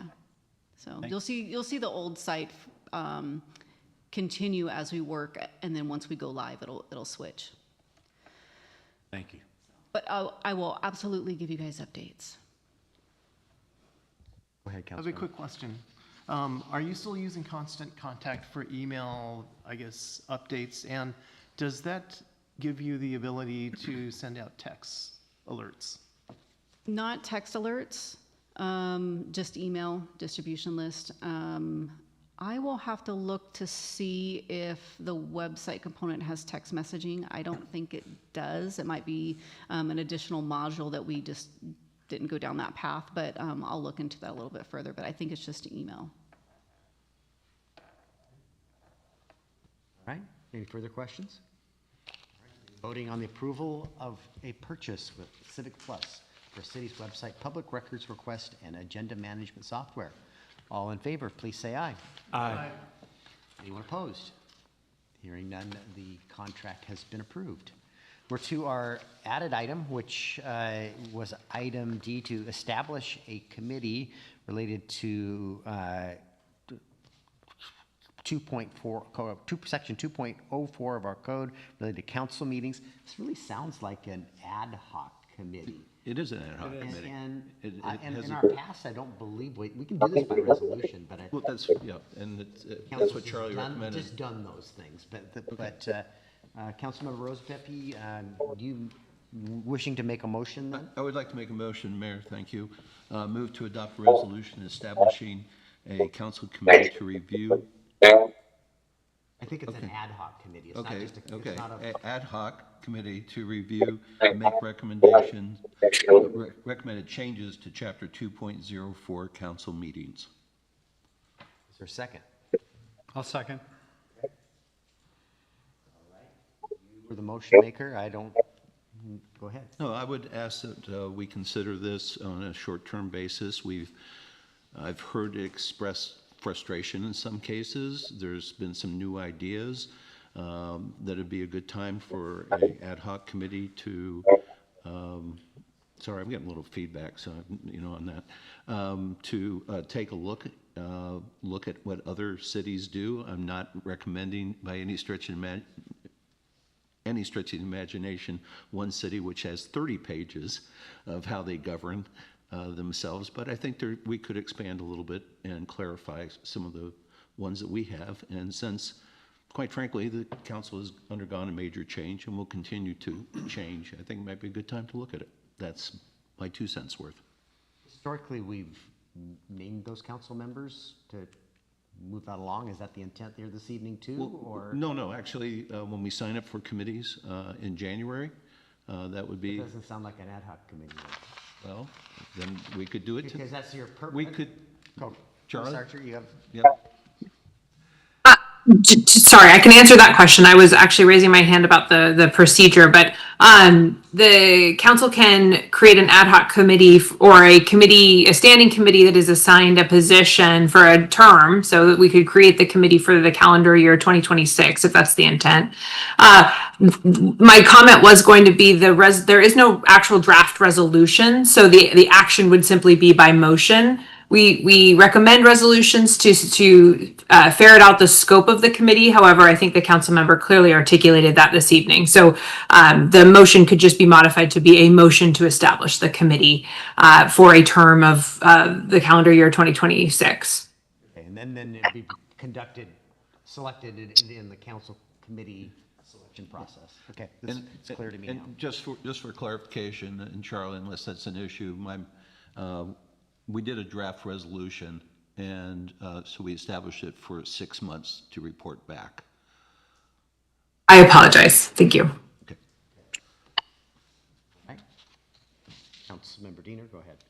I just was wondering if the maker of the motion might want to talk about some of the scope issues that we would be discussing, or the people on that committee might be discussing. Well, I would like to hope that the 3 committee members would survey council members, take a look at what some of the recommendations are, much like our committees take a look at, on land use or stuff, where we look at something, have questions, come back, take a look what other best practices are, and bring those forward to the whole council. That's why it's kind of a limited to 6 months. And, so it doesn't keep getting pushed down the road. I have my own, one of my personal ones, just to let you know, is I would like to see something or a consideration that a member could serve on a committee for 4 years straight, but then would need to come off a committee to go to another committee to give them depth and breadth through the whole, all the committees. Because sometimes you get, it's an idea. And if people don't like it, I'm okay with that. Remember what I've said, John. Whatever the council decides, regardless of how I vote, I always support it. And, Scott asked me what an idea would be. So this is kind of like looking at how we're going to operate and move forward. So there's two things quick. I don't think you can do a survey. I think that's an OPMA violation. And then two, I don't think you can do a 4 years because a council only convenes for 2 years. So it wouldn't logistically. You're talking about term limits. Term limits on a committee is what, the. 2 2-year terms. Anyway, that doesn't need to be ferreted out tonight, a yea or nay. It's whether we want to establish a committee to look at our operating procedures. That's the bottom line. Councilmember Fenton? Is this kind of along the lines to like maybe bylaws, or are we putting this all together for this new committee? It's putting how we operate, yes. I mean, I wouldn't call them bylaws. I mean, it's within the POMC. Okay, no, I was just kind of clarifying. Yeah, I mean, you could. If I may rephrase your question, would this committee result in perhaps some bylaws for the council to consider? It wouldn't be bylaws. That's the wrong term. So it'd be operating procedures? Yeah, sorry, thank you. Yeah, that's a nice way of looking at it. Okay. Gotta look this one up. Okay. All right, there's a motion and a second to establish an ad hoc committee that the members would be appointed in the committee process, and it sounds like this committee is intending to exist for 6 months and report back to the council their findings. That's what I gathered. Is that inaccurate? All right. That's correct. If there's no further questions, all in favor of adding that committee, please say aye. Aye. Anybody opposed? Okay, that passes. We don't have any discussion items. Presentation. We've got Councilmember Chang. You have been with us. I just want to take a moment to recognize you for your 20 years of service as a council member. Fred and I started our journey in public service more than 20 years ago when we both signed up and served on the Planning Commission, him probably a couple of years even before I. Fred, you've always been a voice for the disenfranchised and the underdog, and I respect you for those values that you hold there. I wish you the best in the next chapter of your life. And I've got a plaque for you, but I'm going to hold off presenting that, and just in case anybody else has any words they'd like to share this evening. So, Councilmember Chenary, you're going to go first. Is that all right? Okay. Okay. Well, I just want to thank Fred for your long-standing service to the city and to our citizens. I appreciate Fred for a lot of things. A great and interesting perspective on things when I've chatted with him about things that are coming across the dais off of the agendas. His viewpoints caused me to pause and think about where I'm coming from and why I'm coming from those positions. And again, as the mayor said, he's a champion for those underprivileged in our community here. And for that, I thank you greatly. Councilmember Dean? Fred, I want to thank you for your representation of the houseless community and those with similar needs.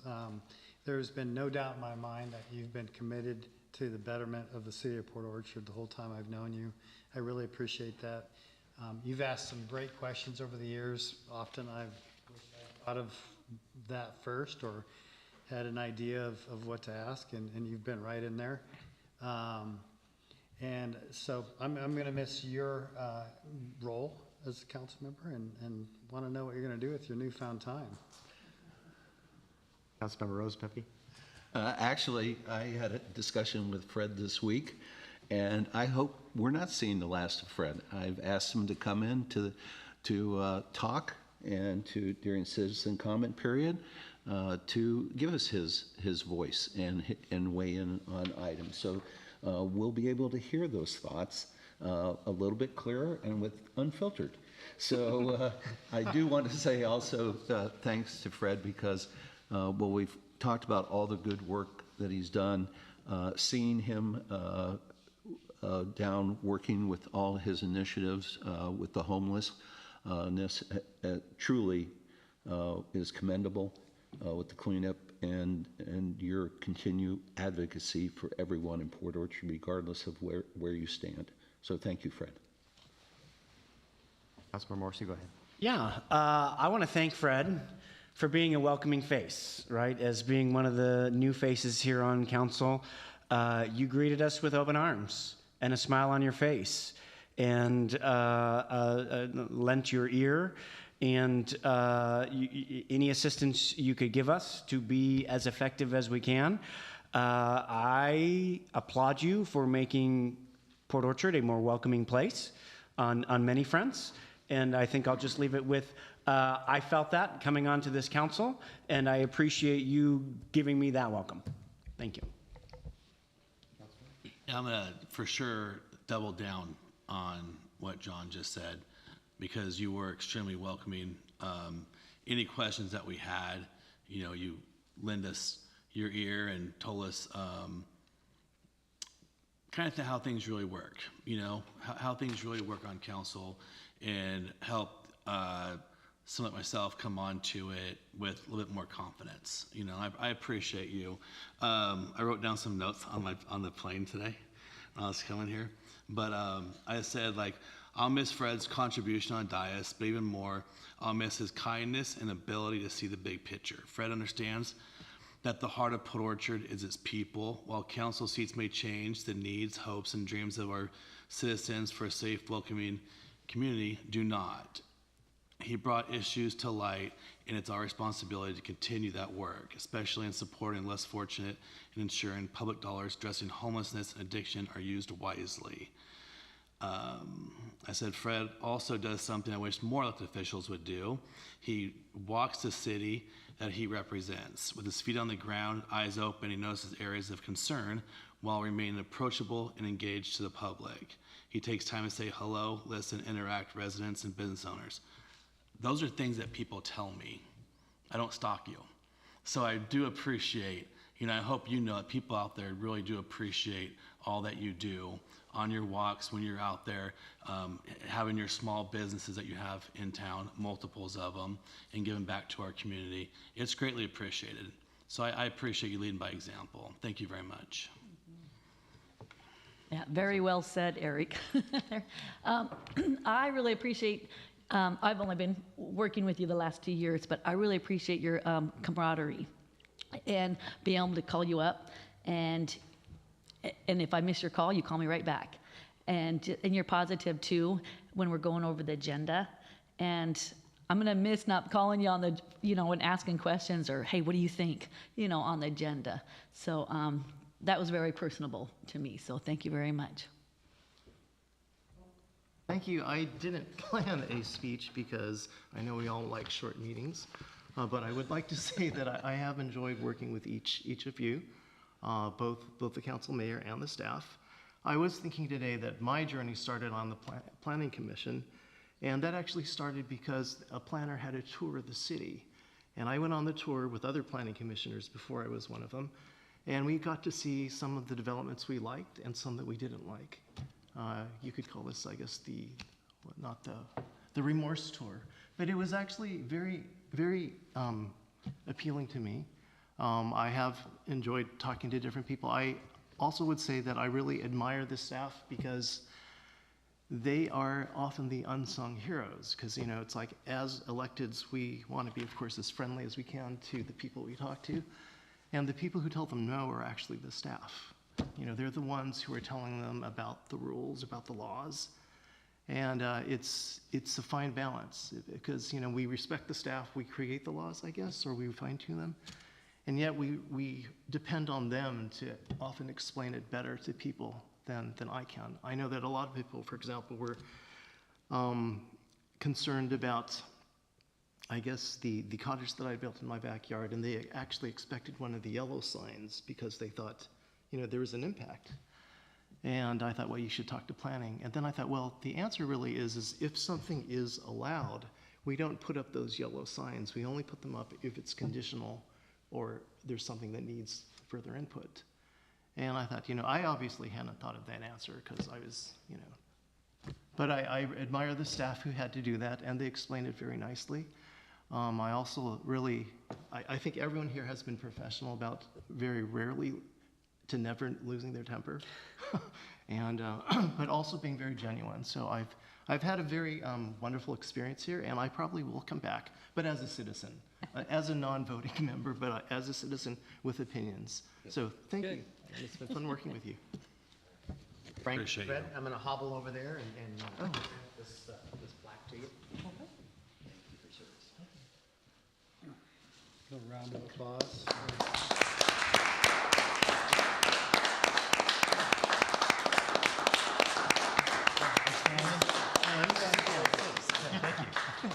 When you think about it, Councilmember Chang, your service to our community is like a child, right? It's older than mine, who's off in college, so that's a long time.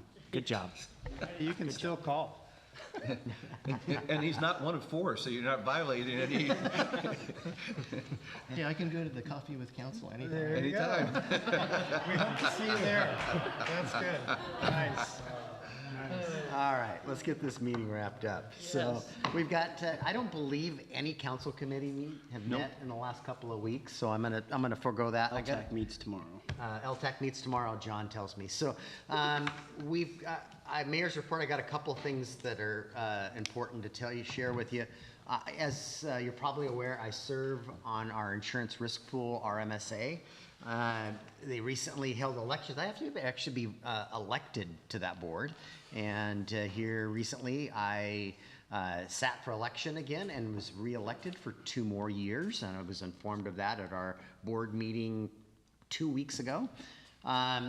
Biggest change from our board meetings. We struggle with small cities that don't comply with our member standards, that don't have an IT department, that don't have any any cyber security protections, that don't have good fiscal management policies, and have fraud claims quite frequently and other things. So that what we voted in was that our standards now won't have mays in them, they'll have shalls, and to qualify for our insurance coverage has 0 deductible, and there's going to be 3 tiers now in your coverage, and if you are following the standards, you will qualify for that 0 deductible plan. And if you aren't, then you're going to have to pay a small deductible because there needs to be some skin in the game because otherwise they don't make change and they just rely on the insurance to solve their problems. You're going, so it'll have 3 different tiers and they grow pretty significantly, all the way to the 4th offense not having coverage, which would be unfortunate for anyone. And this would be over a 10-year period, so it has a 10-year sunset on it. But that will be coming. Those we'll have to pass by resolution because many times our insurance too finds out that we have a fabulous finance department, and we talk about these things that councils don't know these things, and there isn't the oversight. So we'll be bringing forward a resolution codifying what these standards are and make sure that all the councilmen that are in our pool are aware of what these standards are, so there's no surprises. So we're the largest member of our pool. We're one of the more functional cities, I believe out there, and we meet all of these standards. There won't be any concerns with us at all. And then this is much smaller communities than us that just don't have the staff that we have to meet these standards. So they won't be optional any longer. They'll be requirements. So, Councilmember Diener. So, Mr. Mayor, I mentioned, I don't know if it was last week or in November, that when we get good news stories, like how we're meeting all of these, we should publish those. When we get good news emails, we should publish those or read those out. But I think this would be good for post and getting the news out that in this insurance pool, we're at the top. I don't know that they'd be comfortable with us making a statement like that. Trying to say. Yeah, I hear you. We need to toot our own horn. Yeah. Yeah, right. All right, moving on. I've got the old Clifton Intertie. You know, we're working on that design. That is our legislative ask for $1 million. And I just need to communicate with you. Dennis has been working hard on the forms that we need to have submitted in Olympia. But the expectation is that they're the last dollars in. And it is our plan to borrow that money. And I just want to shout that from a mountain here that, it's $5 million project, we think. 4 million, we hope to bring that down to less than that. This project is in our capital plan. It is funded 75% with gross share and 25% from our ratepayers. And I've talked to Noah about that. We can support that debt service payment. We just want to make that payment smaller by going and getting those dollars from the legislature if we're able. So, and I don't think I need to talk all night about the importance of the intertie and why we need to connect our two systems together. So, yeah, yes, sir. Can I point out a learning I had earlier this week? What's that? That intertie still leaves everyone north of Old Clifton off of the city's water. I don't know how I missed that in any way, shape, or form, but I did. So if any of you followed my logic, however I got there, it was incorrect. So whichever city you live in, Port Orchard or Bremerton, Old Clifton Road is the divider. Everything north of Old Clifton is Bremerton's water system and will continue to be. We're just separate. Right now we're a combined water system, so the water moves back and forth. So that we're separating those two systems. And if you're anybody in that entire area, though, if you're a sewer customer, even north of Old Clifton, you're a City of Port Orchard sewer customer. Right. So it's it's complicated who provides what service out there. My last item is we're going to do a dedication and a little ceremony recognizing Red Lubston. The Lubston family, built our industrial park. That family sold us the building. We're going to put a plaque on the building and name the building after him. Mm-hmm. And he knows that. He's going to come. So January 7th, if you're available. It's 9 to 11. We're going to do an open house, and probably around 9:30, we're going to do a little, ceremony. Love for you guys to be able to see the building if you're available and want to walk around in the building. We won't have moved in yet, but we'll be darn close. I think, mid to late in the month, we'll have furniture and people in there. But we're getting close. Fiber was brought in. We're working on the network stuff. Here recently. Christmas got in the way. We did a lot with Christmas. That's all I have. Directors, Mr. Ryan, what you got? Good evening, Mayor and council members. So just an update. We've had some transitions with our engineering team. We have a vacancy currently that we're advertising for. We still have an engineer who's been deployed for over a year that we're hoping that returns back in February. And then we will have another person in the engineer, a critical position that will go on family leave, planned family leave. So we are currently reviewing statement of qualifications. Our plan is to bring in a consultant part-time in the office. This will be funded by the savings that the city's not paying for that current vacancy, that deployed individual, and the person that will be using family leave. There'll be no additional funds needed for budget. It'll be budget neutral, but it'll be coming in front of this board for approval. We anticipate the fill of vacancies is going to take probably several months with the current market. So just to keep you in the loop. The next thing is that we are closely following this weather that's been hitting the region and the state. Port Orchard right now hasn't had any significant or major flooding issues. We are keeping a close eye on that, and if we encounter anything, we will track that and submit that to the state. The state currently is in the process, because this will become an emergency. It is an emergency event. So if there's any funds available, every county adds up to what's needed for repayment and recovery. So that's all I had tonight. Thank you. Nothing further from me, thank you. Nothing for me either tonight. Questions for DCD. How's your staffing? Do you have any vacancies? The only vacancy is the position that was funded in the budget, which we are recruiting for a building inspector, plans examiner 3. And so we have accepted some applications, and I believe there's at least a few viable candidates potentially. So we're interviewing and hope to be fully staffed early next year. Thank you. And we have the engineering opening, we just posted it, matter of fact, today. It was a recent change that created that opening, so. Mr. Crocker? No, he said no. Busy yapping. Yeah, you guys were yapping away. I got nothing for tonight, thank you. Sorry. Okay, we already went to Mr. Bond? We're on. Chief, how about you? I'm lost. I just want to give a quick shout out to the team downstairs. We were invited to the South Kitsap Chamber Awards Banquet last Thursday, and the police department won was awarded their Excellence in Service and Leadership Award. That is in recognition of our exceptional service and inspiring leadership that enhances public safety and enriches the lives of our residents. So over the last year, we've really invested a lot of time, both in our professional staff and our commission staff, in doing a lot more community outreach. We did some reading programs over the summer. We're at all the main events, not just to provide public safety, but also to engage.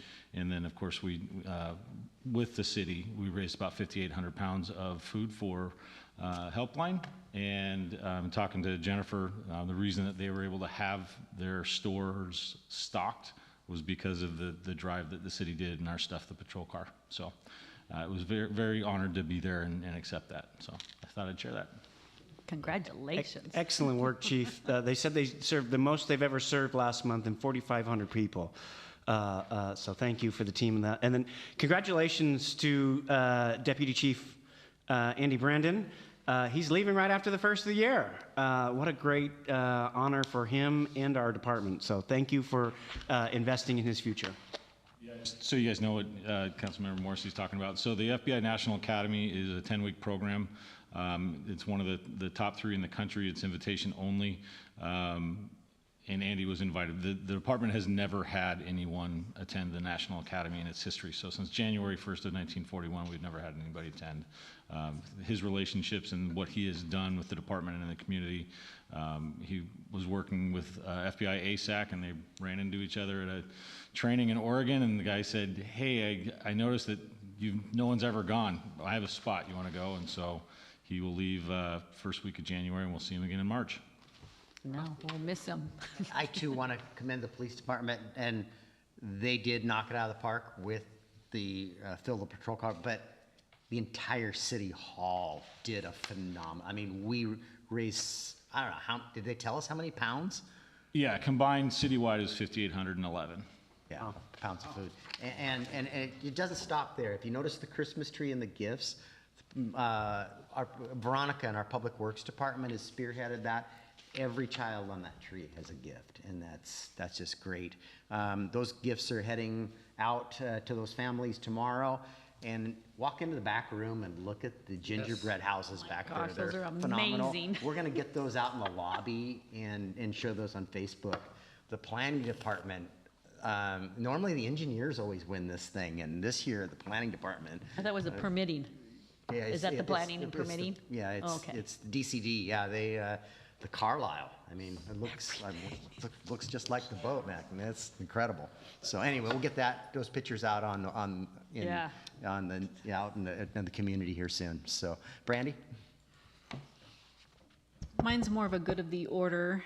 So I'm going to share a photo of a former employee's son, as well as a current resident of the city of Port Orchard and the South Kitsap high school student, has won the, Nick would probably know more about what this actually is than I do, so I'm going to have him speak on that piece.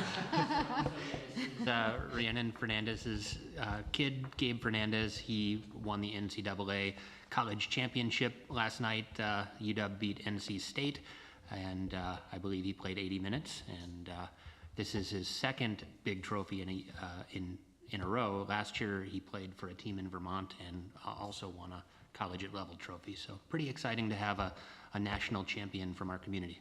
Yeah, This is his first year or second year? I believe he's a sophomore at UW. Yeah.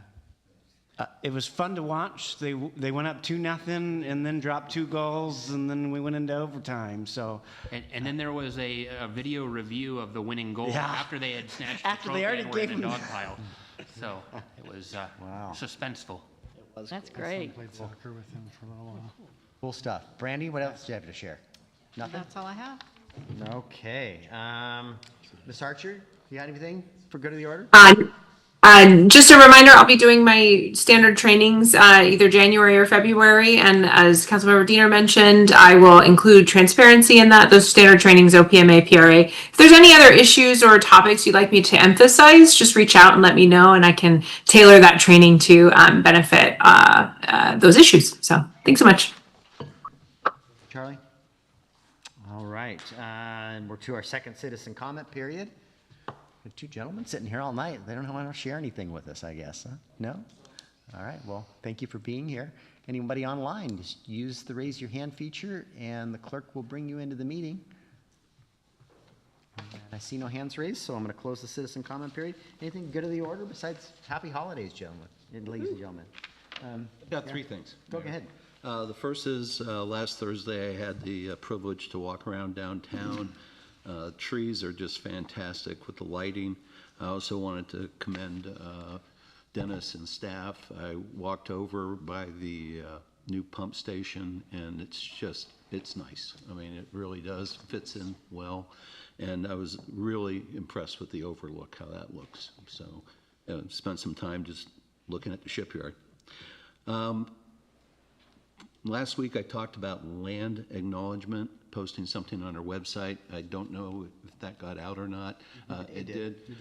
It's probably, since it looks like our retreat's going to be sooner than later, I would ask that be added as a retreat topic.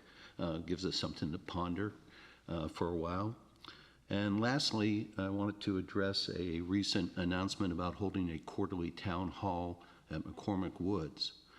While I support expanding public engagement opportunities such as Coffee with Council, this proposal should have come to the full council first. Announcing it publicly before there was any discussion or agreement on participation, timing, or format puts the council in a reactive position and is not an effective way to build consensus. Creating an event that may involve only a subset of council members, regardless of whether it's at McCormick Woods or downtown at Josephine's, is problematic and unnecessarily divisive. Public forums like this should be inclusive by default, not selectively organized. If these meetings are intended to include presentations or discussions on specific issues, it is also important that the mayor and/or the appropriate department heads be involved. Otherwise, we risk providing incomplete information or unintentionally spreading misinformation.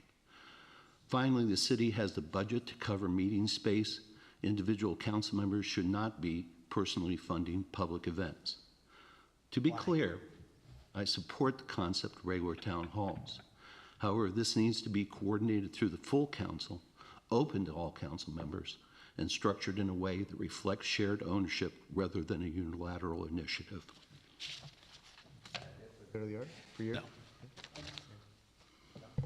Yeah, you know, if we're going to talk about a topic like that, I would say, at what point do you draw the line? At what point is having coffee with another council member need to be put out to the rest of the rest of council to make those decisions? If it were an official city event, such as something that Coffee with Council became, I could understand those comments, but I would respectfully disagree with everything that was just said. Councilmember Diener?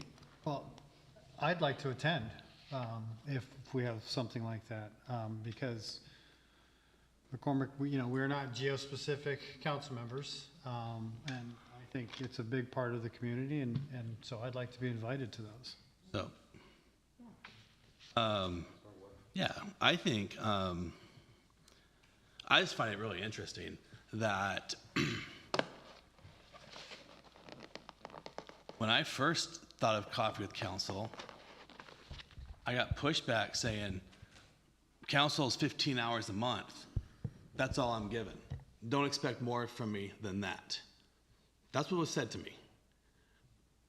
Okay, you don't have to attend. Then, John and myself want to literally have something for our neighborhood. Our neighborhood. I couldn't imagine Asking permission to go to somebody else's neighborhood meeting. I can talk to my neighbors. The McCormick community where I live and I represent as a neighbor, and I'm on city council. I'm not asking permission. I'm not asking permission from anybody to talk to my neighbors. Jay and myself are invited to our HOA meetings as council members. It's in the email as council members, and we're the only people specifically invited to the HOA meetings. And do we attend? Yes. Why? And we actually answer city questions. Why? Because those are our neighbors. And that's what we do. We engage with our neighbors. If Heidi's street, her neighbors want to have a meeting or want to know about upcoming road closures or projects or accomplishments or why there's no property taxes or there's update them on our sewer, no sewer increases on our residents or gone down, highlights. Why would we not want to share that with our neighbors? And I want to pay out of my pocket to have the venue, because my neighborhood is large, I'm going to pay the fee that hosts that because that's what I'm giving my neighbors. I couldn't imagine. My thing is this: why don't we get some people that are creative and come up with some things, and I'll attend too. But the amount of pushback for trying to communicate with the public is pretty wild to me. I'm going to for sure speak to my neighbors. And if I want to give a presentation, just so heads up, we're going to have a member of the school board who's going to be there too, who lives in our neighborhood. That's how school boards are elected, is by your zone that you live in. And she's going to attend too, in case they have some questions to her. Yeah, it's our neighborhood bringing people together. And that's how it's going to be. And that's our job. So that's my take on it. Ms. Archer's raised your hand here. Mr. Turner, you raised your hand. Would you like to go before the attorney? No, let's go ahead. Ms. Archer, go ahead. Thank you. I just wanted to address the one legal question that I heard, which is if a quorum of the council attends, then we do need to notice it as either as a quorum or as a potential public meeting if city business is being conducted. So if there are council members, even if they're individually speaking, then it does need to be noticed as a public meeting. So if the intent is, what I've seen in other agencies is if there's going to be an event that's specific to a neighborhood, the council collectively says, we will refrain from going to this event if it's going to be neighborhood specific, or it's open to the whole council. So I think the legal advice when you're holding sort of an informal town hall is just coordinating up front as to avoid that quorum issue and making the clerk sort of scramble at the last minute. I don't believe that was the intent here at all, but I just heard a question about quorum present and council members wanting to attend. So I just wanted to offer that. Councilmember Turner. Charlotte, I have a question for you. Can you clarify the difference between, well, let me phrase it to you this way. If there's an agenda and a presentation made by a council member, is that an informal program, or is that more of a formal program?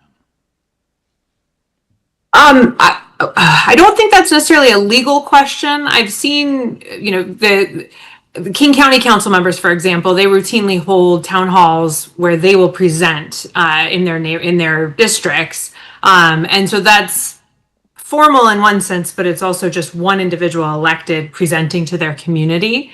I think to your question, what I was positing is to the extent a quorum wants to be present at a meeting, then that's when we trigger sort of that formal noticing process. But if a quorum does not want to be present, and if the quorum decides that a particular event is neighborhood specific, as in the King County example, then the body decides this event is off limits as to any more than 3 people. That's typically how I see it handled. Otherwise, we run the risk again of a quorum. So informal versus formal, those terms to me are not have no legal significance. It's more the noticing requirements under the OPMA that are based on quorum and whether action is going to be taken.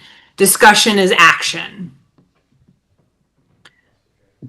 So I fully support community engagement, public engagement, town halls. We've had discussions here. And in fact, I have it on my notes for our retreat to push town hall meetings along a little farther, because I think it's important for us to hear from the public directly in a less formal setting than the council. I don't like the way this program has been initiated. The body of the council was not made aware of it. I hadn't heard anything. Why would I ask you about my neighborhood? Point of order, please. Councilmember, please finish his comments. Making lots of friends here tonight. Councilmember Ternair has the floor. Thank you. So I believe that if we're going to go to town hall meetings or to community meetings, the city should also be involved in this, because we are discussing city business. It's not like a coffee with council, in my opinion, and this is just my opinion. Coffee with council is very informal. This sounds to be much more of a little bit more of a formal program. But had I been asked, I would like to attend this as well, to answer questions and get feedback from our citizens in McCormick Woods. Councilor Dina? So what grabbed my initial attention was that this was being called a town hall, and it sounds like it's not being called a town hall. So I'm okay with that. So I'll retract my comments about town hall. Nonetheless, I too would like to attend and just hear what constituents have to say. But I'm not hearing that necessarily yet that you're opposed to others' attendance. No. Okay. Oh, sorry. I'm not. You asked me a question. I'm not opposed to others attending. What I'm opposed to is people stepping up and creating communication, and especially with their neighborhood. And people are so appalled by something like that. That's kind of one. Jay's appalled. Mark's disappointed. My thing is I don't understand why people would push back on someone wanting to update them on basically an agenda that's put out there. I mean, minutes that are put out there, and we're just sharing it, and we're keeping these guys' nights right here. And we're sharing an agenda. We're sharing things that with our neighbors. I don't understand why that's an issue. I also don't understand why people who live in McCormick, I invited Jay, John and myself, who live in our neighborhood, why we can't engage with our neighbors. We're not telling them anything that's not already been discussed, approved, voted on. Yeah, I would like to say that it's something that you too could also do. There's a fee to rent out that room. There's nothing stopping any other council members from organizing and paying that fee to be able to have a similar conversation with whatever audience you so wish to choose. I would hope that a council member would want to hear from the public, would want to engage. I'm saddened and a little bit upset to hear that someone doesn't want those type of activities happening. And so I just want to make sure that we provide another avenue, right? I can't make it to many things. I am the immediate past chair of the Greater Kitsap Chamber. I helped host their gala last Friday. Every second Tuesday of the month, they host an after hours, and I can't go. So for just similar reasons like that, we'd like to host another opportunity for somebody who can't show up on a Tuesday night, who may not be able to go to a Saturday morning meeting, because I wouldn't be able to do that on either of those nights because I have a prior obligation here on Tuesdays. I make time because I find it that important that I take time away and use my time away from work to attend Coffee with Council, because we decided as a group that's when that's going to be. That doesn't work with my schedule because I work 50 out of 52 Saturdays a year.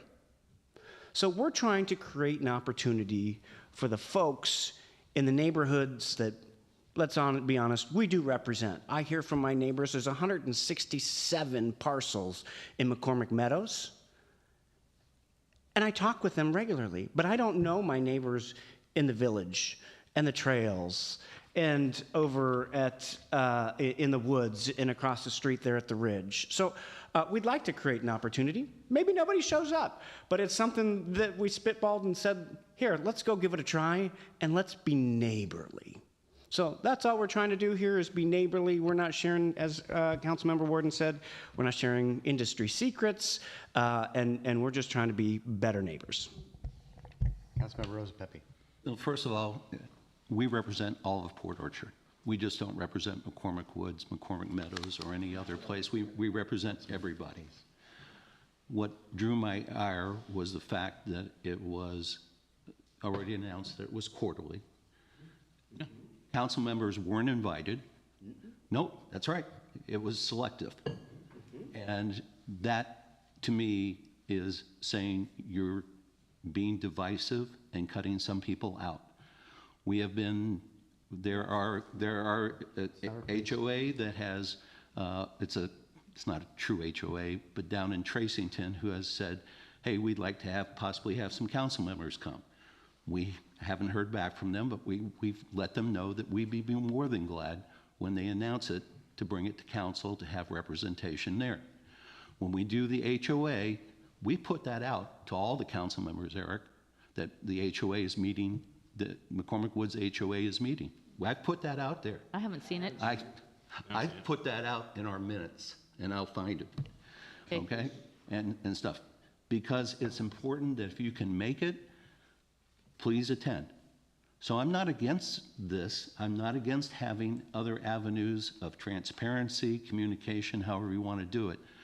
I don't want us to exclude other members of council because we represent everyone, not just a district. That's it. Here, we'll try to wrap this up. So I think Heidi was ahead of me. Yeah. I don't know if you saw your hand. Yeah, I mean, you're kind of thinking out of the box. I like, it's all about communication and transparency. I see your point, Jay, but I like the way you guys are kind of thinking of another avenue for transparency and communication. Okay, so what I'm hearing is there's not really opposition to others attending. It's just a matter of now we got to notice that. Right? That's what it comes down to. Is that, We have to do what now? put the notice if there's a quorum or greater present, right? Correct. It would have to be noticed as a public meeting The if goal a was quorum. not to create a quorum, so that's why there was a selective. So Okay. But the council member's question is he welcome to come, are other council members welcome to attend? And if so, When there's not a quorum. we're not welcome to attend, say that again? When there's not a quorum? So there, John and myself can work, we can work council members in there. Yeah, we can Yeah. work one at a time in there, yeah. So everyone gets an opportunity to. But if a quorum is present, you're opposed to that? I can go. it's for the same reason that we do that for Coffee with Council. I mean, do we want all 7 of us coming every Saturday to Coffee with Council? But I don't, I mean, we could just change that. Yeah, I'm not sure. I guess I'd have to think about that, but I'm not sure it's quite the same. But as you kind of described it earlier yourself, but I just, I want to feel like we're able to attend if we want to. And I'm not sure I'll always want to, but if we want to attend, we shouldn't be excluded, even if there's a quorum. So how will you get your invitation? Because this isn't an open invite to everybody in the city of Port Orchard either. Okay. So that's why we didn't roll that out to the rest of council as well, because it was going to be intended to be put out in groups within the McCormick area. So we're not invited. There will be times quarterly where we would like to see other faces there as well. But there's not an open invitation to every meeting, but to every council member. Correct. So there are times where we're not invited.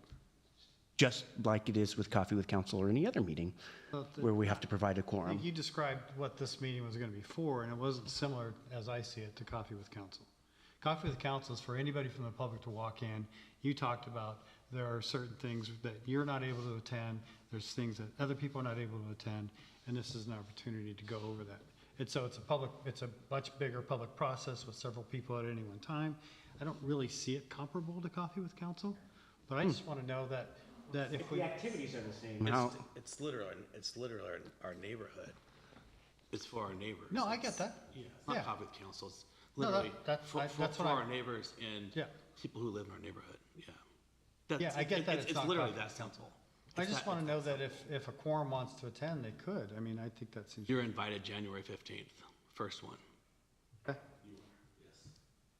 But not other council members. No, that's 3. I don't want a quorum. I can go. Councilmember Trainer? Yes, he could go. I just have a couple of final thoughts. To me, this is about the process of how this came about. Heidi mentions the word, and it's a buzzword these days, and has been for several years, transparency. And yes, we're trying to be more transparent with our citizens within the city and outside the city. This doesn't feel very transparent within the council, and that is my disappointment right there. Cool. So maybe we should define where that needs to happen. Eric and I are going to go have a cocktail after this. Do I need to make sure that I run that by everybody here? There's going to be other people present too, of the public. You're not holding a meeting with an agenda and a presentation. Who said there was going to be an agenda and a present? Oh, you did. I told Jay that I'm going to have an outline of the topics that we discussed in council. Yeah, I remember. Those are my concerns. Okay. Anything else for the good of the order? I just have to say 2 cents. I think it's a really good idea that you guys came Thank up you. with. And I would actually encourage you, though, to maybe revise it so you can include more people, because I think there's a great deal of interest. You don't have to do that now, but, just think about it. I've already had that. I thought if somebody wanted to reciprocate and pull that together in their community, invite us to go there, we'd be happy to reciprocate the invitation for them to come to our community. Well, and my motivation is getting to know McCormick. This is breaking down here. Yeah. So, all right. Anything else for the good of the order? Yep. Mark, you've got something for the good of the order. I do, yes. I just want to recognize Heidi for taking the time and the effort to decorate the council tree this year. It was awesome. We didn't have to do it, which even made it better. So thank you very much for that, Heidi. Thank you, Heidi. Tear it down with me. Thank you. I am not participating. I'm understanding, Mayor Pro Tem, you're holding an executive session. Is that true? Yes. Okay. So. Yes. All right. Council will enter an executive session pursuant to RCW 4230-110 subpart 1 subpart I for 15 minutes with no action to follow. Okay.